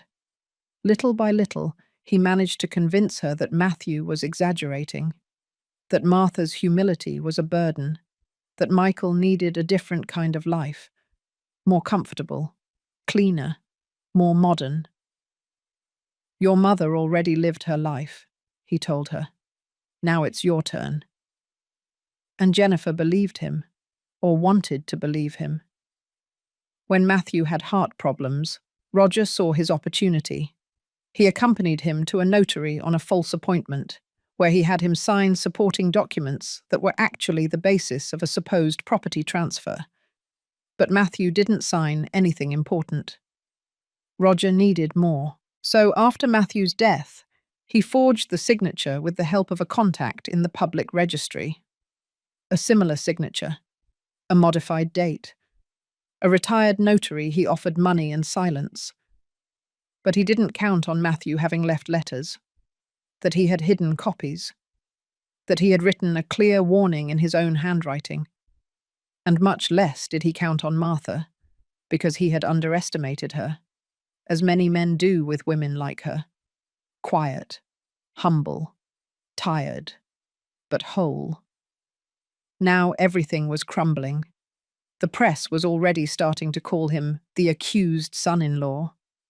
The neighbours in the gated community avoided greeting him. His own accountant refused to return his calls. He called Jennifer. "Don't call me anymore," she said on the first ring. "I don't want anything to do with you anymore." "You knew what I was doing," he replied, furious. "Don't pretend now." "I suspected, but you asked me to trust you, to shut up. And I shut up, like a fool, like a coward. And what are you going to do now? Testify against me?" "I'm going to tell the truth, all of it." Roger threw his cell phone against the wall. He walked to the bathroom. He looked at himself in the mirror. His reflection no longer had the arrogance of before. He was a worn-out man, about to fall. Just then there was a knock on the door. It was the same friend who helped him with the document forgery. "I can't help you anymore," he said, without preamble. "Matthew's lawyer has already filed a complaint. The handwriting expert is analysing the signatures. And there's a video of you at the hospital trying to take the boy out without authorization. Who recorded it? A nurse. And they leaked it to the press. If you stay in the city, they will arrest you." Roger stood still. "What do you recommend?" "Leave. Today. And Jennifer? She's no longer your ally." That night, he packed what little he had in a black bag. He left through the back door of the building, covering his face with a cap. He took a taxi that took him to the old bus terminal. He didn't have a clear plan, but he knew they were looking for him. The prosecutor's office already had an order for questioning, and soon it would be an arrest warrant. The last thing he saw on his cell phone, before turning it off forever, was a video of Michael hugging his grandmother in the hospital, with a phrase in the background. "My grandma didn't leave. She came for me." What Roger didn't know was that at that very moment, someone else had just handed a folder with all the evidence to an on-duty prosecutor, and a court order was already on its way, with a full name and a past that was finally catching up to the culprit. The morning had started with a strange calm at Ernest's house. Martha quietly made coffee while Michael drew at the dining room table, concentrated, without saying a word. Since his recovery at the hospital, the boy had remained quieter than before, but it was no longer sadness. It was something more mature, deeper, as if inside he knew that the adult world had changed forever. Ernest came in from the living room with a folder under his arm. "They just confirmed that the video is already in the prosecutor's hands. They reviewed it last night." Martha put down the coffee pot and looked at him attentively. "And what did they say?" "That it's conclusive. Roger is seen negotiating with a hospital guard. You can hear him mentioning that he wants to take the boy out without the mother signing anything. And in addition, there's Lisa's recording. That sinks him." "Is she going to testify?" "Yes. She told me on the phone. She's scared, but determined. We agreed to meet her at noon today to prepare her testimony with the lawyer." Martha nodded. Her eyes were wet, but she wasn't crying. They were tears, contained for years, now turned into serene rage. "Matthew would be proud of her," he said. "Of Lisa, and of you, and of Michael." Ernest sat down next to the boy. He gently ruffled his hair. "What are you drawing, champ?" Michael lifted the sheet. It was a portrait of his grandmother with a cape, like a superhero, holding his hand. "Her." Martha hugged him in silence. At 12:15 p.m., Lisa arrived promptly. dressed in simple clothes and a backpack slung over her shoulder. She walked in with firm steps, although her hands trembled slightly. "Did you bring the video?" Ernest asked. She nodded. She took out a USB drive and a small notebook. "Here it is. And here, the transcription of what he told me when he threatened me. I didn't record all of it, but I wrote down every word as soon as I left his office. My stomach still burns when I remember it." "You are not alone," Martha told her, "and no one is going to touch you while I'm alive." Ernest read the document calmly. Then he connected the USB to his computer. The black and white image of the hospital hallway appeared on the screen. Roger was seen talking to a security guard. There was no sound, but the gestures, the movements, and the way Roger handed over an envelope were clear. Then, another fragment, the audio recorded by Lisa with her cell phone, hidden in her scrubs. "If you say anything, I assure you that you will regret it. That old woman has no business being here. That child cannot grow up with trash." "He said that," Lisa clarified, her eyes full of rage. "He spoke to me like that, as if I were his servant, as if the hospital were his property." Ernest closed the computer carefully. "This is enough to move forward with the criminal complaint." "And what happens now?" Martha asked. "Tomorrow morning we will go to give a statement, you, Lisa, and I. The prosecutor is already aware. Roger has an order for questioning. If he doesn't turn himself in, he will officially become a wanted person. He can't run forever." Lisa took a deep breath. Then she lowered her voice. "I'm not doing this for revenge. I'm doing it because Michael deserves to grow up knowing the truth, and because his grandfather doesn't deserve to be erased like that." Martha approached her. She hugged her tightly. "Thank you, dear, for not being quiet, for not being afraid." Ernest observed the scene with moist eyes. Then he looked out the window. The sky was cloudy, but it wasn't threatening rain. It was a thick grey, as if something was brewing up there. Suddenly, his cell phone vibrated. It was a message from the lawyer. He read it in a low voice. Then he turned to Martha. "They found him." "Who?" "Roger, in New Jersey. He had rented a room under another name, but someone recognized him from the photo circulating online." "And did they arrest him?" "Not yet. But there is an active warrant. They are going to intercept him tonight." Martha closed her eyes for a moment. "Then it won't be long now." "No," Ernest said. "The most important thing is missing. That he faces what he did, and that you can look Michael in the eyes and tell him that his history was not trampled." Lisa said goodbye with a silent hug. She knew her role hadn't ended, but the hardest part was already done, speaking out. That night, Martha lit a candle in front of the St. Jude statue. She placed Matthew's photo and the incomplete letter next to it. Then she sat with Michael in the living room, and they began to read a children's book together. "Do you know why your name is Michael?" she asked him. "No." "Because your grandfather said he wanted a warrior's name." The boy smiled. "And do you think I'm a warrior?" "I think you are the heart of this family." And as she read in a low voice, the phone rang in the dining room. Ernest answered. He listened without saying anything. He hung up. He approached Martha. "They have him." And although she didn't respond with words, her eyes filled with contained tears, because she knew that moment was just the beginning of the real judgment. The one made with truth, with memory, and with dignity. It was noon in the Washington Heights neighborhood, a place with narrow streets, clotheslines on the roofs, and the smell of freshly made tortillas. In the corner stationery store, the television hung above the door broadcast local news. No one paid too much attention until a familiar face appeared on the screen.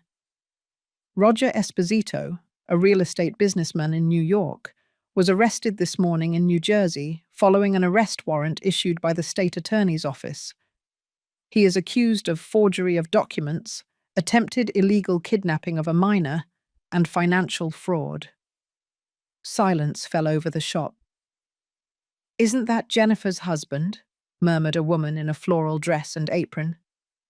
"The one who yelled at the old lady in church," replied another, frowning. "I knew that man couldn't be trusted." The news spread like wildfire through neighborhood chats, WhatsApp groups, town squares, and markets. The same video that Lisa had delivered, the one where Roger tried to take Michael out of the hospital, was already circulating everywhere. With it came comments, insults, indignation, but also something no one expected: respect for Martha.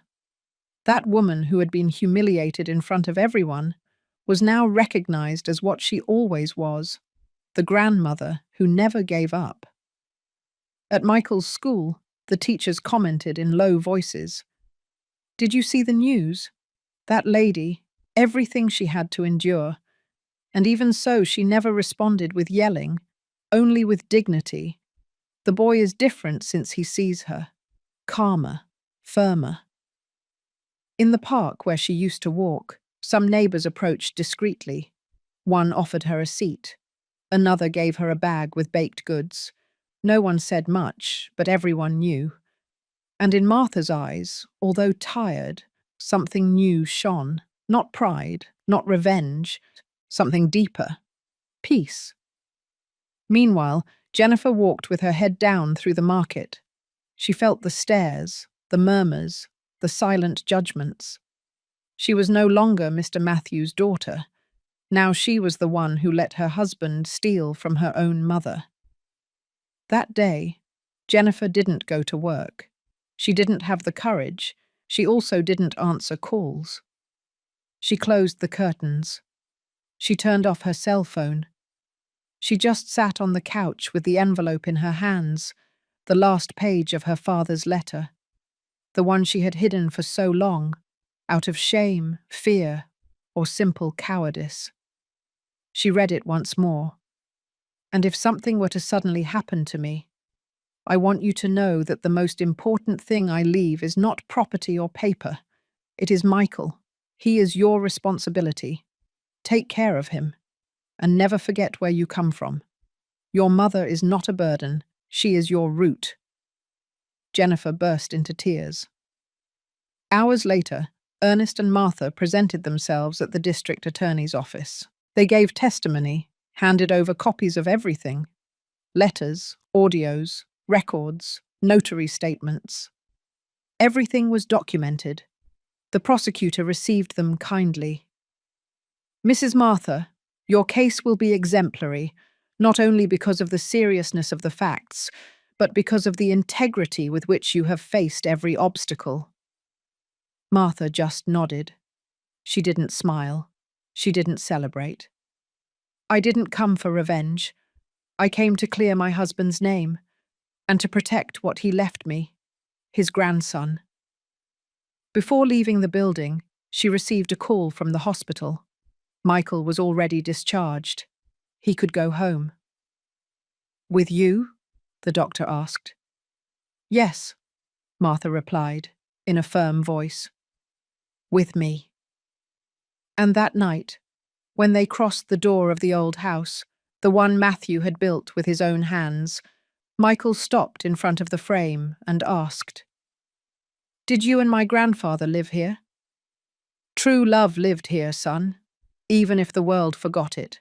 But what Martha didn't know was that the next day, something else would be revealed: a letter, a confession, and a name no one expected. Because the past still had one last truth to deliver, one that would change the history of that family forever. Jennifer's fingers were trembling when she opened the envelope she had hidden for so long for the third time. She didn't know how many times she had read it since the whole scandal began, but this time was different. This time she had decided to hand it over. The last page of Matthew's letter, the one she hid from the beginning out of fear. Fear of what it said, but even more, fear of what it confirmed, that her father didn't trust her, that in his last days he had preferred to leave everything to Martha and not to his daughter, because he saw her change, because he knew she let herself be dragged down. And if you ever read all of this, Jennifer, I hope it's not too late to understand. Not everything that shines is success. Not everything that hurts is punishment. The life that man offered you is a golden cage, and Michael doesn't deserve to live locked in it. My true inheritance is freedom, that which can only be offered to you by someone who truly loves you, even if they have nothing to give you. Like your mother. Like me. Jennifer folded the sheet carefully. Her tears fell quickly onto the paper, leaving soft but visible marks. She put it in a new envelope, wrote "For my mother" on the front, and left without telling anyone. She took a taxi to Ernest's house. It was the first time she had shown up there since everything exploded. She knocked on the door and waited. Martha took a long time to open it, and when she did, she was speechless to see her daughter standing there, with a pale face and swollen eyes. "What are you doing here?" "I came to give you something I should have given you a long time ago." Martha didn't move. Jennifer held out the envelope. "It's the last page of the letter, the one Dad left me, and that I hid. There are no excuses. I just wanted you to know that I'm not afraid anymore." Martha took the envelope with firm hands. She didn't open it. She just held it against her chest. "Why now?" "Because I'm not the same anymore. Because I saw in Michael's eyes what you had from the beginning. And because I don't want him to remember me as the woman who kept him from his truth. And what do you expect from me?" "Nothing. Then you're at peace?" "Not yet. But starting is something." Martha nodded. Then she closed the door gently. That night, she read the sheet calmly, sitting in the living room, with a lamp on and Matthew's portrait on the table. She didn't cry. She didn't shout. She just murmured. "You always knew, Matthew. You always knew that life would take care of showing her." The next day, Ernest took all the documents gathered, including the last page, to the courthouse. The file was complete. The district attorney's office no longer needed more evidence. All that remained was to wait for the final hearing, where Martha would testify as the main affected party, and where the judge would deliver the definitive ruling on the property, the will, and Roger's crimes. But not everything ended there. A week later, while Michael was playing in the yard of his new house with a ball, an envelope without a return address slid under the door. Martha opened it carefully. Inside, there was a copy of a check issued from a bank account in Matthew's name. In her name. With an amount that no one had mentioned before, and a short, handwritten note in shaky handwriting. "For Michael, for when he has wings." Martha felt a chill. She went straight to Ernest. They searched Matthew's old papers. They found the original deposit receipt. Matthew had opened that account 20 years ago. It had remained untouched. It was used to save the little he could put aside with each paycheck, each day of work under the sun. Matthew didn't leave a fortune, but what he left was untouchable. A clean legacy, honest, unalterable. Now Michael would have something more than a story to tell. He would have proof. He would have memory. He would have dignity backed up. That same afternoon, Martha sat with him in the living room. She handed him the check, folded carefully, and told him, "Your grandfather didn't have much, but he left you what he valued most, not for you to spend it, but so you can never say that you don't come from someone who loved you with everything he had." Michael took it with respect. He didn't yet understand the weight of that paper. But he did understand the tone of his grandmother's voice.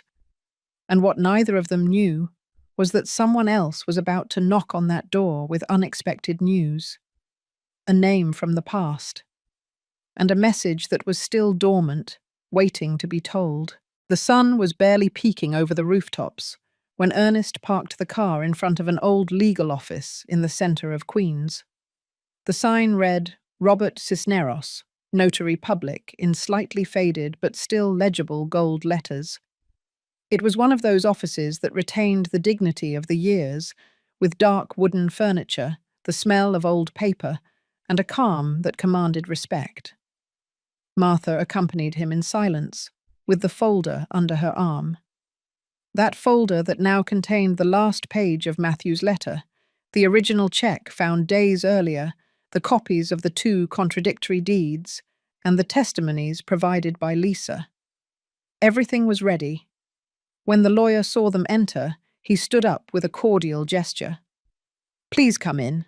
I was expecting you." Ernest greeted him firmly. Martha did so with a thread of a voice. "Thank you for seeing us, attorney," she said. "It's the least I can do after what you told me on the phone, Mr. Ernest." Robert motioned to the seats across from his desk. "Did you bring the documentation?" Martha nodded. She placed the folder on the desk and opened it. The lawyer began to review sheet by sheet. As he progressed, his face became more serious. "This is serious," he murmured, stopping at the final page of the letter. "The signature is authentic. The language, the clarity of the dates, everything indicates that Matthew knew perfectly well what he was doing. This page is key." "Can it help strengthen the complaint?" Ernest asked. "Not only that, it can be the evidence that tips everything in your favor. It's clear here that Matthew not only distrusted Roger, but he clearly established his will. And that, in legal terms, weighs more than any falsified document." Martha looked down. She knew she was about to close a chapter, but she also felt a strange emptiness, as if, with every signature, every paper handed over, Matthew was leaving a little more. Robert continued, "We are going to present this as an extension of evidence to the district attorney's office. Also, I myself signed the original deed for the land as the notary. I can declare that there is no record or evidence of a subsequent valid transfer." "And the false deed?" Martha asked. "It was already annulled by the judge in the initial ruling. All that remains is for the district attorney to define the criminal penalties against Roger. From what I understand, he is in preventive custody." "And Jennifer?" Martha said, in a softer voice. "She is not listed as a direct accomplice, but if it is proven that she knew the contents of the will or collaborated in hiding key documents, she could be subpoenaed. Everything will depend on how she cooperates." Martha pressed her lips together. Despite everything, she didn't wish to see her daughter behind bars.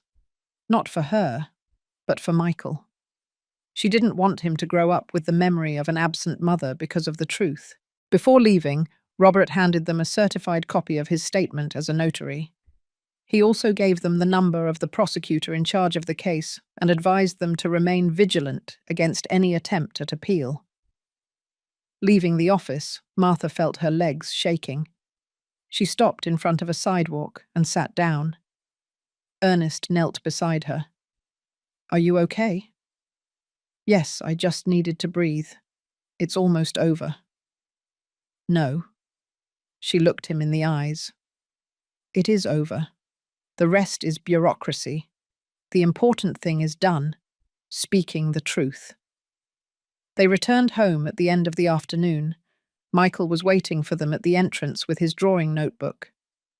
"Where were you?" "With a friend of your grandfather's," Martha replied, stroking his hair. "The one who signed the papers for the house when he bought it? Is everything fixed now?" "Almost. We just need the judge to say out loud what we already know, that this house, this land, this story was always ours." That night, while they were having dinner, Someone knocked on the door. Martha got up. Opening it, she found a tall man in a simple suit with a cordial expression. "Mrs. Martha Baker?" "Yes. My name is Gabriel Smith. I am a public defender. I represent a man who is in custody and asked to speak with you before the trial." "Who?" "Roger Esposito. He says he wants to give you something that belongs to you, but with one condition." "Which is?" "That you go alone." The door remained ajar. Ernest approached in silence. Martha said nothing. She just lowered her gaze, and she knew, without anyone saying it, that something else had not yet been told, and that what Roger held in his hands could change the course of everything again. The night before had been restless. Martha couldn't sleep since the public defender knocked on her door with the unexpected message. Roger wanted to talk to her, alone. He said he had something that belonged to her, and for some reason she couldn't explain, she sensed it wasn't a trap. Not this time. Michael was sleeping in his room, wrapped in his blue blanket, with a small drawing in his hand that he had made that afternoon. His grandmother sitting on a bench, with the boy asleep on her lap. He had titled it, "How I Got Better." Ernest, who usually didn't interfere in decisions he considered intimate, asked when he saw her so thoughtful. "Are you going to go?" Martha nodded, without taking her eyes off the candle burning in front of Matthew's portrait. "Yes, I don't know what he wants, but I need to close this chapter with my own eyes. It's not enough for me to know that he's arrested. I want to hear from his mouth why he did it. What drove him to this?" "You don't need to give anyone an explanation," Ernest said. "He doesn't deserve it. I'm not doing it for him. I'm doing it for me and for Michael." That morning, Martha left early for the Manhattan Detention Complex, accompanied only by attorney Gabriel Smith, who guided her through the access procedures as if he had done it 1,000 times. The visiting room was almost empty. 3 tables occupied. An officer in the corner and discreet cameras on the ceilings. When Roger entered, she barely recognized him. His face was drawn, his hair overgrown and unkempt, his gaze grey. He was no longer the arrogant man who had scorned her in the church, nor the one who tried to rip her grandson away. He looked more like a man defeated by himself. He sat across from her without touching the table. He lowered his gaze and waited a few seconds before speaking. "Thank you for coming." "I didn't come out of courtesy," she replied firmly. "I came because you said you had something that belongs to me." Roger nodded. He took a folded envelope from his pocket, sealed with tape. He placed it on the table and pushed it toward her. "This I found among Matthew's papers weeks after his death. It was in a toolbox hidden in the bottom compartment. I never showed it to Jennifer. I thought it was worthless, until I saw your face at the church." Martha opened the envelope cautiously. Inside was a yellowish sheet, written in a firm hand. She immediately recognized Matthew's handwriting. She read it slowly. It was a letter addressed to Roger. "If you are reading this, it means you decided to go ahead with your plans. I am not surprised. I saw your intentions from the beginning. But I want you to know something. You won't win. You can have papers, seals, even deceive Jennifer. But what you don't have is truth. And that, sooner or later, prevails. If you betray my wife, and if you use Michael as currency, know that this will be your sentence. Because children do not forget, and those who have no memory do not deserve a legacy." Martha felt her throat close up. "Why are you giving it to me now?" "Because I have nowhere left to run. Because Michael looked at me, and I understood that that boy will never remember me with respect. And you will. You will accompany him. You will tell him who his grandfather was. I just want him not to hate me. That one day if he asks about me, you tell him I was a coward, but that in the end, I tried to make amends. That is not for me to decide, Martha said. That will be up to him, and for him to hear it, I first have to teach him to forgive without justifying, as Matthew did, as I had to do. Roger lowered his head.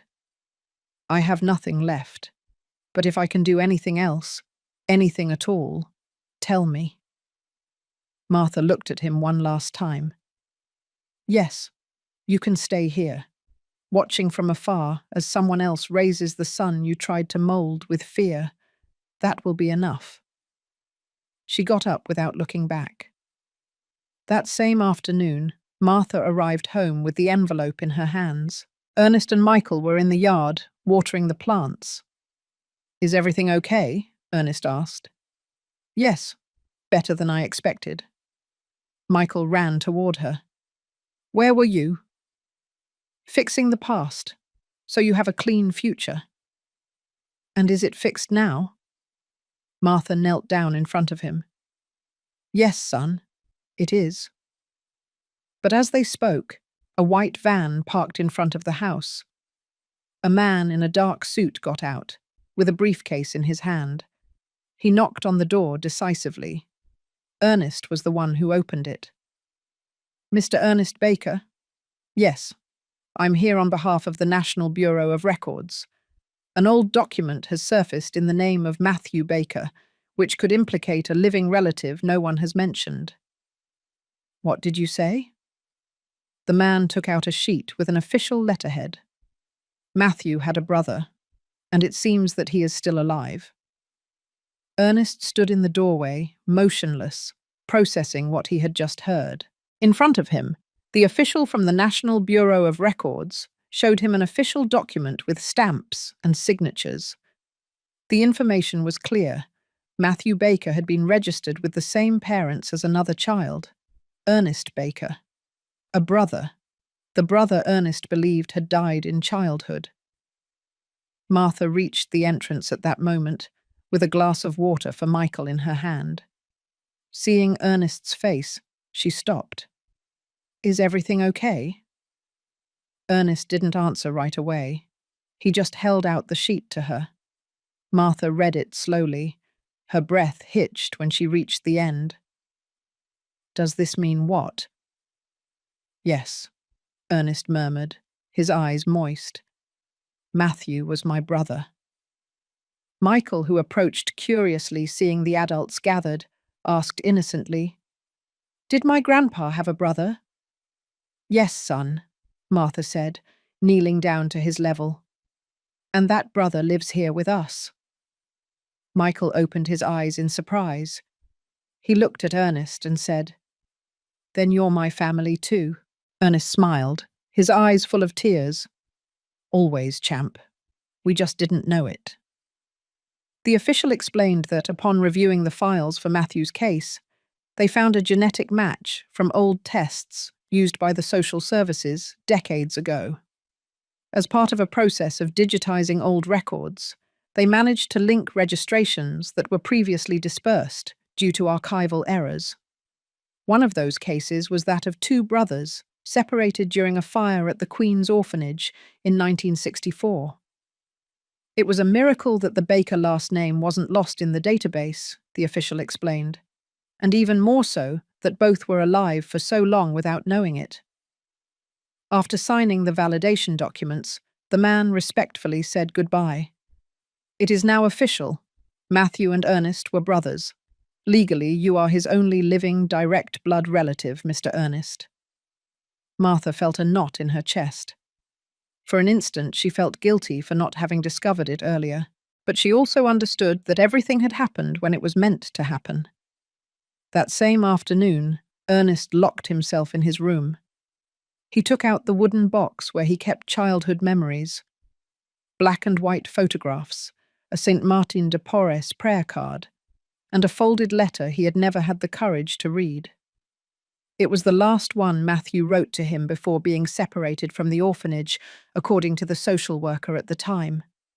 The letter said, If life ever brings me back to you, I will hug you without saying anything, because so much time will have passed that there will be no need to explain anything. That night, Ernest approached Martha while she was watering the plants in the yard. I want to ask you something. Of course. I want the key to the old storage shed, the one Matthew locked before he got sick. Martha looked at him in silence. I haven't opened it since he died. I never had the strength. I think it's time. The next morning, they walked to the back of the property. There was the rusted metal shed, with a thick padlock that had hung unopened for years. Martha reached into the bottom of the toolbox and pulled out a key wrapped in an old napkin. Ready? Ernest asked. Ready. They opened the door. The inside smelled of old wood, oil, and earth. There were tools, empty cans, and boxes covered with blankets. Ernest knelt down in front of one of them. Removing the blanket, he found a smaller box, closed with metal clasps. Inside was a spiral notebook, an old knife, a photograph of Matthew with Michael in his arms, and a savings passbook with Ernest's name as the beneficiary. Martha approached and saw the annotation on the first page of the notebook. If I can't tell you in life, at least know this. I never stopped looking for you. Ernest closed his eyes and was silent for a long time. Then he hugged Martha without saying a word. In the background, Michael watched the scene from the doorway, not understanding everything, but knowing that something important had happened. Something that closed one chapter and opened another. But just when they thought nothing else could surprise them, the house phone rang. Martha answered. It was the prosecutor.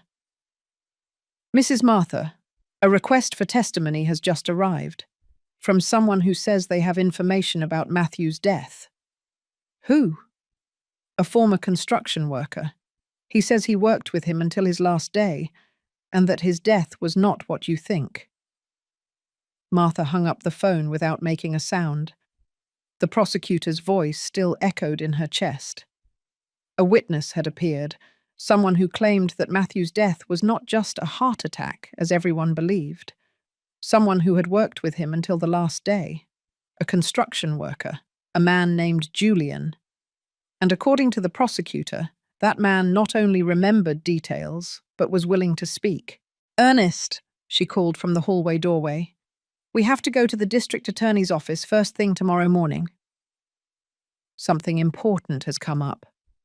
Ernest came down from the second floor with a pale face, as if something inside him already knew that the peace wasn't going to last long. What happened? There's a witness. Someone who says Matthew's death was not natural, that it was not what we all believe. Ernest clenched his jaw. Are you saying someone killed him? I don't know, but something is not right. That night, Martha could barely sleep. In her head, again and again, she went over the day she found Matthew on the back patio floor, next to the tools. She told herself it had been his heart, that it was fatigue, age, stress. But now, all of that was crumbling. The next morning, both arrived at the district attorney's offices downtown. The prosecutor was waiting for them there, along with a man with a weathered face, thick hands, and sun-beaten skin. He had the body of someone who worked decades on scaffolding and the gaze of someone who kept more than he should have. Are you Julian Sanchez? Martha asked. Yes, ma'am. I worked with Mr. Matthew for the last 3 years, and I was with him that day. Martha's heart was beating so hard she felt like her voice wouldn't come out. What did you see? Julian rubbed his hands, uncomfortable. That day, Mr. Matthew and I went to check a piece of land he planned to build on. But first we stopped by the house. His son-in-law was there. He didn't come in to say hello. He just approached the car and spoke to him quietly. I didn't hear everything, but I saw how Mr. Matthew turned pale. He told him, I'm not giving you anything. And he got angry. Roger? Yes, Ma'am. Then we went to the land. Matthew was very agitated. His blood pressure dropped. I offered to take him to the doctor, but he told me no, that he wanted to leave some things in the shed first. Back at the house, he went in alone. He asked me to wait in the car. And then I heard a thud. I ran. He was lying on the floor. Roger was leaving through the back door. He didn't look at me. He just got in his car and drove away. I approached Matthew. He wasn't responding anymore. I called emergency services. I said I found him like that because I was afraid, and because Roger threatened me afterward. He told me that if I opened my mouth, my family would pay for it. Martha was frozen. Ernest closed his eyes. Are you willing to testify to that before the judge? Yes, I'm not afraid anymore. Because what you have done, what the lady has done for that boy, deserves justice.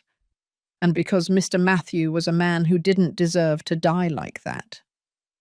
The prosecutor took note of everything. We are going to subpoena him as a formal witness. This information changes the course of the case. What seemed like a natural death can now be classified as negligent homicide or even premeditated if we can prove intent. That same afternoon, Jennifer appeared at Martha's house without prior notice. I need to talk to you. Martha didn't make her wait. She received her in the living room with Ernest present. Michael was in his room, drawing. What do you want now? Jennifer's face was distraught. I was summoned to give a statement for omission, for not having said anything about the letter, for not having prevented the forgery of the documents. They say that if I don't cooperate, I could be prosecuted. And did you know, Jennifer? Did you know what he did to Matthew? Not for sure, but I suspected it, and I didn't do anything. Martha pressed her lips together. She didn't respond immediately. Are you going to testify? Yes. I want to clean up at least a part of the mess I allowed. Not for you, not for him, for Michael, because that boy doesn't deserve to carry the shame of his parents. Martha looked at her sternly, but also with a touch of sadness. Then speak, but don't expect me to hug you afterward. I don't expect it. Before leaving, Jennifer looked toward the hallway where Michael was playing. She saw his back, concentrated on his paper. Does he still call me Mum?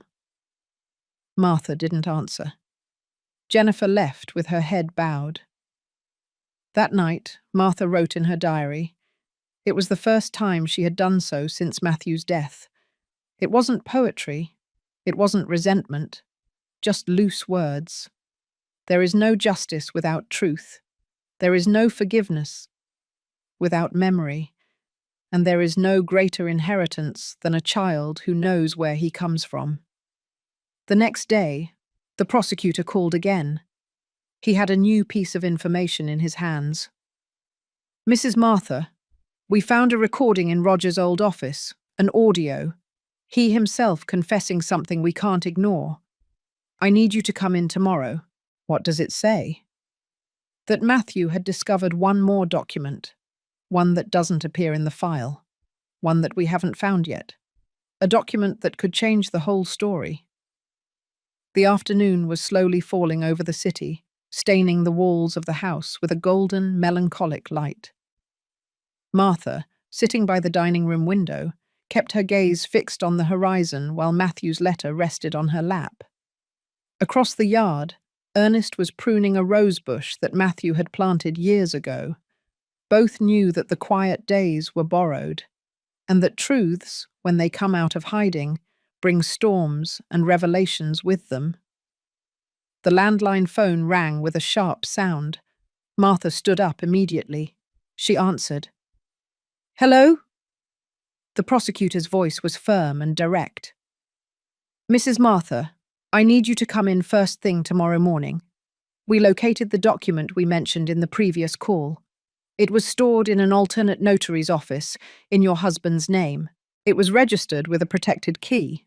The content is going to change everything. Is it legal? Completely. But you need to see it yourself. No one else. Martha hung up, her heart racing. Ernest looked at her from the yard, knowing that something else had been unearthed. That night, while they ate dinner in silence, Michael drew at the table with his elbows resting and his gaze concentrated. Martha served him a little more baked beans. What are you drawing now? A closed door. And why? Because not everything behind it is bad. Sometimes what you need is waiting for you to dare to open it. Martha didn't know what to say, but those words pierced her chest as if they hadn't come from a child. After dinner, while Ernest was clearing the dishes, Martha went up to Michael's room to say goodnight. She found him with his notebook closed, hugging his pillow. "Grandma," he said in a low voice, "if everything is over tomorrow, will you be okay?" "Why do you ask that?" "Because grown-ups sometimes get tired after fighting so much. And you've fought a lot." Martha stroked his head. "I'll be fine as long as you're fine. Okay?" The boy nodded. He closed his eyes. But in the silence of the early morning, something moved in the house. The front door barely creaked.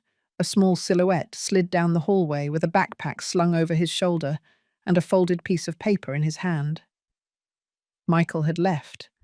He had left a letter on the dining room table, a sheet on which he wrote in clear handwriting, "I'm going to look for what my grandfather left hidden.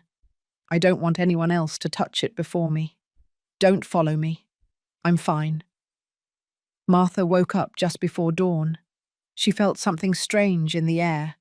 She went downstairs and saw the door ajar, the letter on the table. Her heart sank. "Ernest," she shouted. "Michael is gone." He ran down, read the note, and put his hand to his forehead. Where could he have gone? Martha took a deep breath. There is one place, one that Matthew mentioned in a low voice, where he said he kept the most valuable things, but he never said exactly where it was, only that it was the corner where his story began. And what is that corner? Queens. Where he was raised, where he was separated from his brother, where he dreamed of having a family for the first time. Ernest already had the car keys in his hand. Let's go. The drive to Queens was silent. Martha held Michael's note against her chest as if it were a compass. They arrived at the old neighborhood when the sun was barely beginning to warm the cobblestone streets. They passed the old church where Matthew had been baptized, the alley where he learned to ride a bicycle, the elementary school where he attended up to 3rd grade, until Ernest stopped the car in front of a vacant lot, surrounded by rusted chain-link fence. Here, Martha whispered. This was the backyard of the shelter where Matthew was as a child. They entered on foot, and in the background, sitting on a stone, with his feet dirty and his eyes bright, was Michael. Martha ran toward him. She hugged him without scolding him. What were you looking for? My grandpa. Something of his. Something no one else has touched. He pulled a small wooden box with a cracked lid from his backpack. It was under the dirt. Here. It had this. Inside were an old watch, a sealed letter, and a photograph of Matthew and Ernest as children, hugging. Martha couldn't contain her tears. How did you know it was here? I didn't know. I just felt it, as if he was calling me. Ernest took the letter with trembling hands. The envelope read, "For when my grandson knows who he is." Martha looked at him with a knot in her throat. Let's go home. It's time for that letter to be opened. But not without you, Michael. Because you are the one who most deserves to hear what it says. Because you are the living legacy of that man. And as they walked back along the dirt road, no one noticed that from a corner, a figure was watching them, someone who had not yet spoken the last word, and whose presence was going to shake everything they thought was over again. The courtroom of the Fourth Family Court in New York was full, not because of the number of people, but because of the tension that could be breathed in every corner.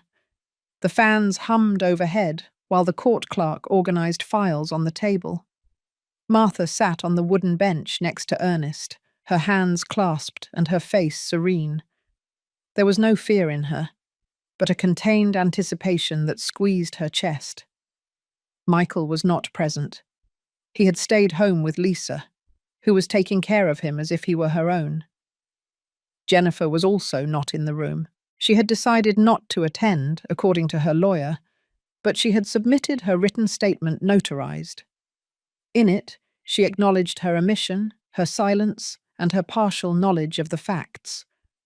On the left, with an officer beside him, was Roger, handcuffed and silent, his gaze fixed on the floor.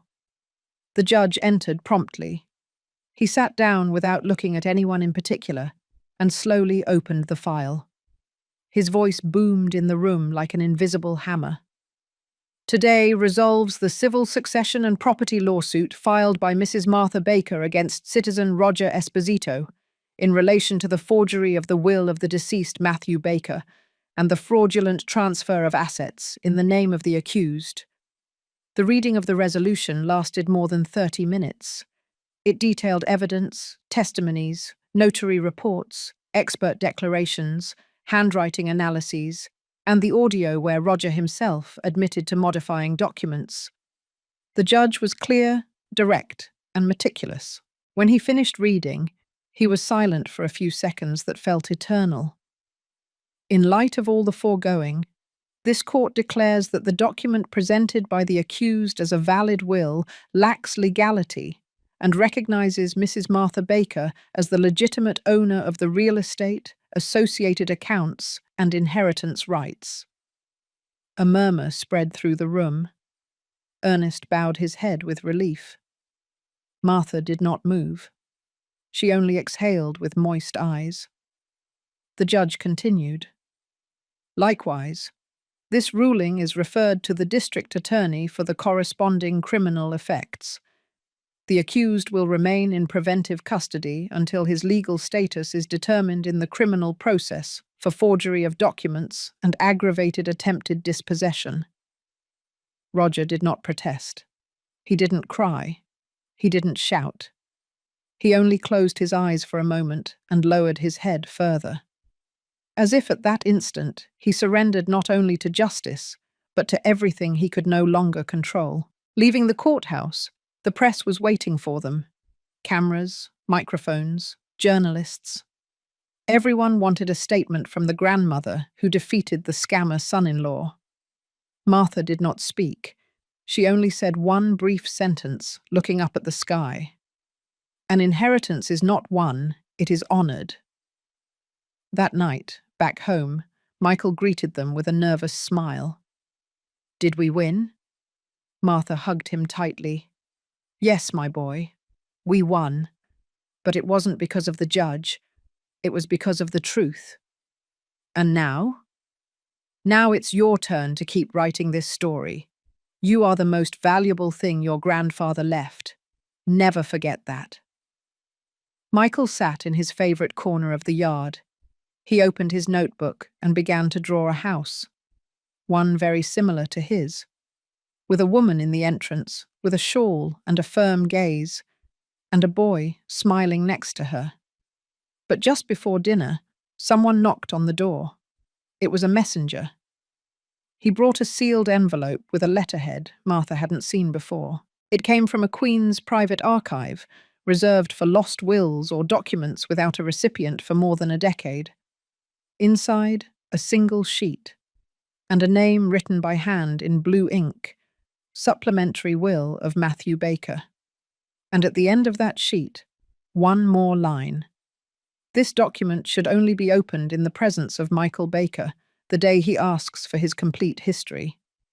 The images of the court hearing were repeated on the news and social media, but Martha did not turn on the television.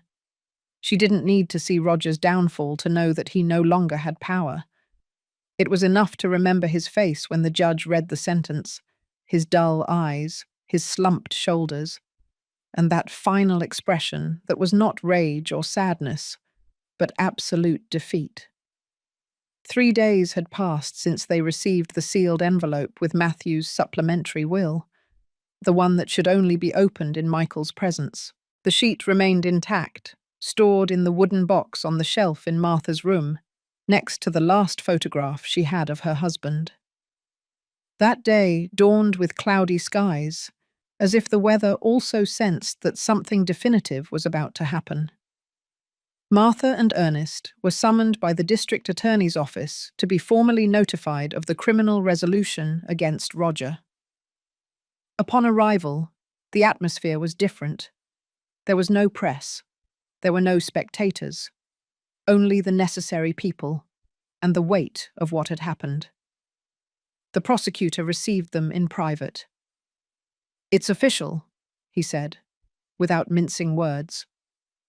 "Mr. Roger Esposito has been sentenced to 7 years in prison for forgery of official documents, aggravated attempted dispossession, and illicit use of notary functions. The evidence provided was irrefutable. The handwriting analysis, the hospital videos, the testimonies, everything matches." "And will he appeal?" Ernest asked. "His defense tried, but they lack arguments. Furthermore, the confession recorded by Lisa voids everything. The prosecutor's office didn't even have to pressure him. He himself admitted the fraud." Martha lowered her gaze. She didn't celebrate. She didn't regret it. She just sighed. "And what happens now with Jennifer?" "Mrs. Jennifer Baker was exonerated from direct criminal responsibility, thanks to her cooperation, her testimony, and the fact that it was not proven that she actively participated in the forgery, but her public credibility was damaged. It will be up to her to rebuild or not." Martha nodded without further comment. Leaving the building, the sky opened and the rain suddenly poured down, heavy, without warning. Ernest ran to cover Martha with his jacket, but she stopped in the middle of the street, closed her eyes, and let the water soak her. "This is also justice," she said, as if to herself. "Let the earth cleanse itself. Let the air carry away the resentment." That afternoon, back home, Michael was waiting for them with a question in his eyes. "Is it over now?" Martha hugged him tightly. "What needed to end has ended. But now comes the most important thing." "What?" Martha took the box with the supplementary will. She handed it to Michael. "Your grandfather wrote this, just for you. He said it should be opened when you wanted to know the whole story." Michael looked at her seriously. Then he nodded. He opened the box. He took out the envelope with his small but firm hands. He carefully broke the seal. Inside, a folded sheet. He unfolded it and began to read aloud, in a clear voice, while Martha and Ernest listened without interrupting. "Michael, if you are reading this, it is because time did its job, because your grandmother was stronger than I could be, because they did not allow my voice to be completely extinguished. This is not a legal will. It is an emotional legacy. In this letter, I do not leave you property or objects. I leave you my history, because I want you to know where you come from, because when you know who you were, you will know who you can become." Michael paused. He took a deep breath. "As a child, I was abandoned, separated from my brother, forgotten by many.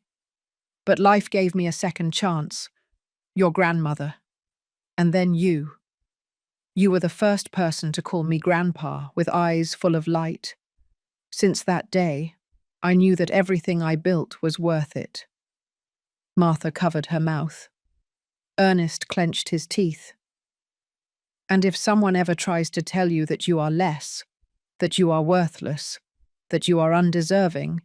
Remind them that you come from a woman who resisted without breaking, and from a man who, although he lost a lot, never stopped loving. Michael finished reading. The sheet trembled between his fingers. Martha hugged him with her eyes closed, while Ernest wrapped his arms around both of them.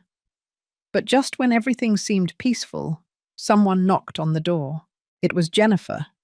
Her face was clean, without makeup, her hair pulled back, and a letter in her hand.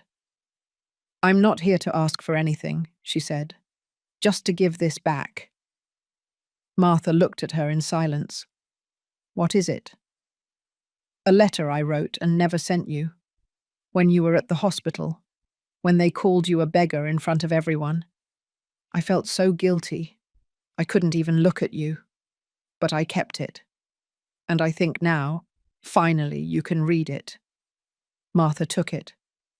"And what are you going to do?" "Leave. I'm leaving the city. I don't want Michael to grow up confused. I just hope that someday he remembers me with some tenderness." And before leaving, Jennifer knelt down in front of her son.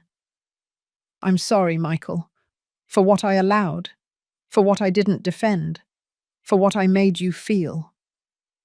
Michael didn't respond. He just watched her walk away from the door. Martha, with Jennifer's letter in her hand, closed the door calmly. But she didn't open it right away, because before reading what her daughter had written in silence, she still had to write the last chapter of her own story. One that was not about the past, but about the future that was about to begin. Martha had Jennifer's letter in her hands, but she didn't open it. It had been kept in the bottom of a drawer for 2 days, as if the simple act of reading it could reopen a wound that was just beginning to heal. She didn't feel hatred nor tenderness. What stopped her was something more complex, a mixture of fatigue and memory, because there were words that, although well-intentioned, arrived when they were no longer needed. That morning, Michael went to school with Ernest. Martha took advantage of the silence in the house to sit in the kitchen with the letter in front of her. She opened the window. She let the wind come in. And only then, she unfolded the paper. "Mum, I know I don't have the right to ask you to read this, but I'm writing to you anyway. I know I made mistakes, and that I allowed things that I never should have allowed. There hasn't been a single day that I haven't regretted leaving you alone. Not one. Sometimes I wonder when I became someone who looked at you with shame, when all you ever did was love me. I let myself be carried away by empty promises, by a man who made me believe that you were an obstacle. And the saddest part is that I believed him." Martha took a deep breath. She didn't cry. "I don't know if you will ever forgive me. I don't deserve it. But at least I want you to know that today, after everything that has happened, I understand the value of your silence. Because you never yelled, you never complained, and yet you won. Not with words, with dignity. Michael chose you, and I understand, because I would have too, if I had had the courage to really look at you from the beginning. I'm not looking for you to hug me. I just wanted you to know that it hurts, and that I admire you, even if it's too late." Martha folded the letter slowly. She put it back in the envelope, sealed it, and put it in the same drawer where she kept Matthew's medicines. Then she locked everything and went out to the yard. She sat on the stone bench and looked at the small guava tree that Matthew had planted years ago, the same one that never bore fruit, but that they never cut down. "Sometimes what doesn't bloom still provides shade," she said softly.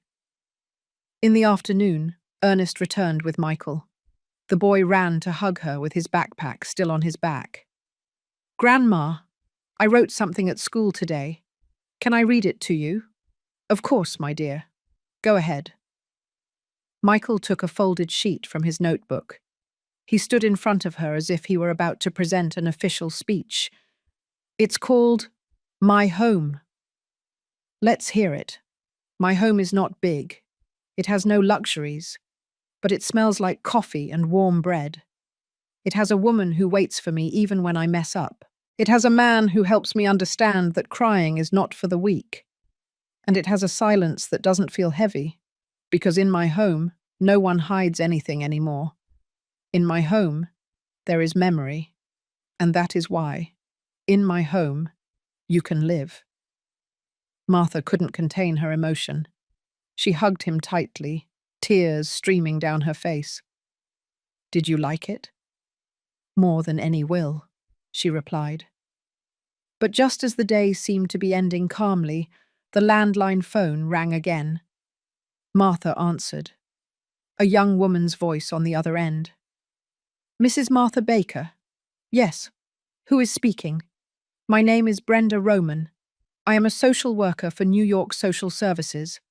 I am in charge of an old file that was opened following a search request. I have in my possession a file that you need to see. What file? That of Matthew Baker, and that of a boy who was registered as his son before Jennifer was born. Martha was speechless. A son? Yes, ma'am. He is not listed in the will, but he exists. He was given up for adoption in 1973, under circumstances that are not fully detailed. But there's something else. That son has just appeared. And he asked for you. The rain had fallen all night, as if the sky also needed to release what it was holding. The next morning, the sun barely peeked through the clouds when Martha sat alone on the patio bench with Brenda Roman's letter in her hands. The social worker had not exaggerated. The file was real. Matthew and she had had a son before Jennifer, when they had only been married for a couple of years. The boy had been born in complicated conditions, at a moment so fragile economically and family-wise that Matthew, according to the papers, signed adoption documents to protect him. Martha didn't remember any of it, because she hadn't been told. They signed on her behalf when she was hospitalized due to complications from childbirth. A decision made behind her back. And now, so many years later, that son had appeared. He wasn't looking for money. He didn't want revenge. He only asked for one thing: to meet his mother. Ernest approached in silence and sat down beside her. There was no need to ask. He already knew. He had heard her cry in the kitchen during the night and read the entire file out loud, again and again, as if that would bring back the memory that had been stolen from her. "Where is he?" Ernest asked. "In a temporary shelter with social services. He was raised in several homes. He never knew his real name until a year ago. He started searching, and when he saw my name in the news because of the trial, he knew it was me." "And what are you going to do?" Martha looked at him with a mixture of fear and determination. "I'm going to meet him." The social worker arranged a private meeting for them. It was in a simple office with green curtains and cream-colored walls. Michael wanted to go with her. Martha hesitated, but in the end, she allowed him to come. She knew Michael was growing up, and he deserved to see how real wounds were closed. He stayed outside the room. Martha entered. The man was a little over 40 years old. Black hair, a face marked by life, a serene gaze. Seeing her, he stood up. "You are—" "Yes, I'm Martha." She didn't know what else to say. He looked at her with a smile that asked for nothing. "I'm not here to ask you for anything. I just wanted to know if you existed. And now I know." "Forgive me," she whispered, her eyes welling up. "I never knew. They hid it from me. They took you from me without asking. And there's not a day that goes by that it doesn't hurt to imagine what you went through." He approached slowly. He didn't hug her. He just offered her his hand. "I'm Louis. They gave me that name when I was 3. I've lived many lives. But today, I just wanted to close this one. With you. They talked for more than an hour. Louis told her his story, his childhood in other people's homes, his youth full of work and silence. He never hated. He just kept asking questions. Martha told him about Matthew, about Michael, about how little was left, but how much could still be born. Leaving, Michael was waiting for them with a notebook on his lap. He was drawing the tree in the yard. Louis knelt down next to him. "Are you Michael?" "Yes, I am your uncle." Michael looked at him, tilted his head, and smiled. "Then I can draw you too." That night, back home, Martha sat with Ernest in the kitchen. "I never imagined I would have to learn to be a mother again at my age." "You won't do it alone." She took the key to the old cupboard, where Matthew kept important papers. She took out a new blank sheet. "I'm going to write a will, but not of assets, of truths. For whom? For Michael, for Louis, for whoever comes after, so that no one ever has to guess who their family was again." Michael peeked through the doorway with his notebook open. "Grandma, can I read you what I wrote today?" "Of course." Michael read. "A family is not who sees you born. It is who looks for you. It is who waits for you, even when you don't know anyone is waiting for you. And it is who, when you arrive, says, 'Welcome, you are already part of who we are.'" Martha hugged him. But before going to sleep, she received one more call. It was Lisa. "Mrs. Martha, I was invited to speak at a human rights convention. They want me to tell your story. Yours, Michael's, Matthew's." Martha looked at her grandson sleeping. "Then tell them to prepare a space." "For what?" "For the finale. Because something is still missing, and I want everyone to hear it." The sun beat down fiercely on the streets of rural Pennsylvania that noon, but inside the newly inaugurated small community clinic, the atmosphere was serene, almost sacred. The walls, painted white with sky-blue accents, reflected a simple peace. On the sign at the entrance, carved in rustic wood, the name was clearly readable: Martha's Community Clinic. Michael, barely 27 years old, dressed in his white coat, held an envelope in his hand while waiting for the room to fill completely. Beside him was Martha, now advanced in years, but with the same composure that led her through a lifetime of humiliations, losses, and silence without giving up. Ernest, now with completely white hair, occupied the front row. Lisa, the nurse who changed the course of history, held a bouquet of sunflowers.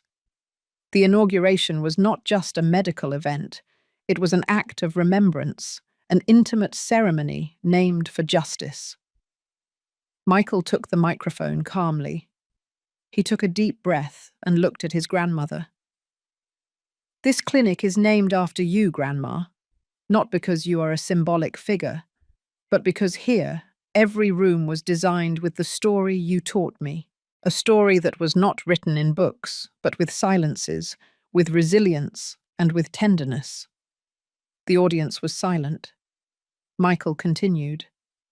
"Today we open this place for those who, like you, were once rejected for not having nice clothes, or degrees, or important last names. This space is for people who carry a whole life on their shoulders, and who only need someone to look at them with respect." He opened the envelope he was holding. It was a framed copy of the first drawing he had made of his grandmother as a child, her sitting on the church bench, with the shawl around her neck, her face tired and her heart whole. He showed it to everyone.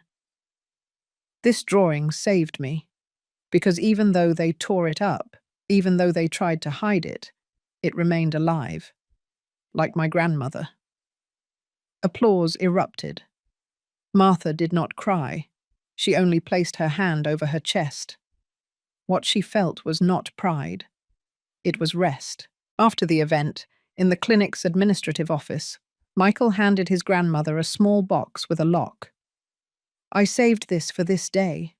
It is my dad's legacy, and now it is yours too. Martha opened it. Inside were Matthew's original letters, the old watch, and a note written by Michael. Everything I am started with you. Later, while attending to the first patient, a country woman with swollen feet and a sun-weathered face, Michael offered her a seat, washed her feet with warm water, and looked her in the eyes. No one is less here. You are welcome here. The woman, hearing that, shed a tear. At nightfall, Martha sat alone in the clinic hallway. She looked up at the sky, the cool breeze caressing her face. Matthew, it is done. We have fulfilled it. Your hands can rest now. If this story touched your heart, we invite you to continue joining us.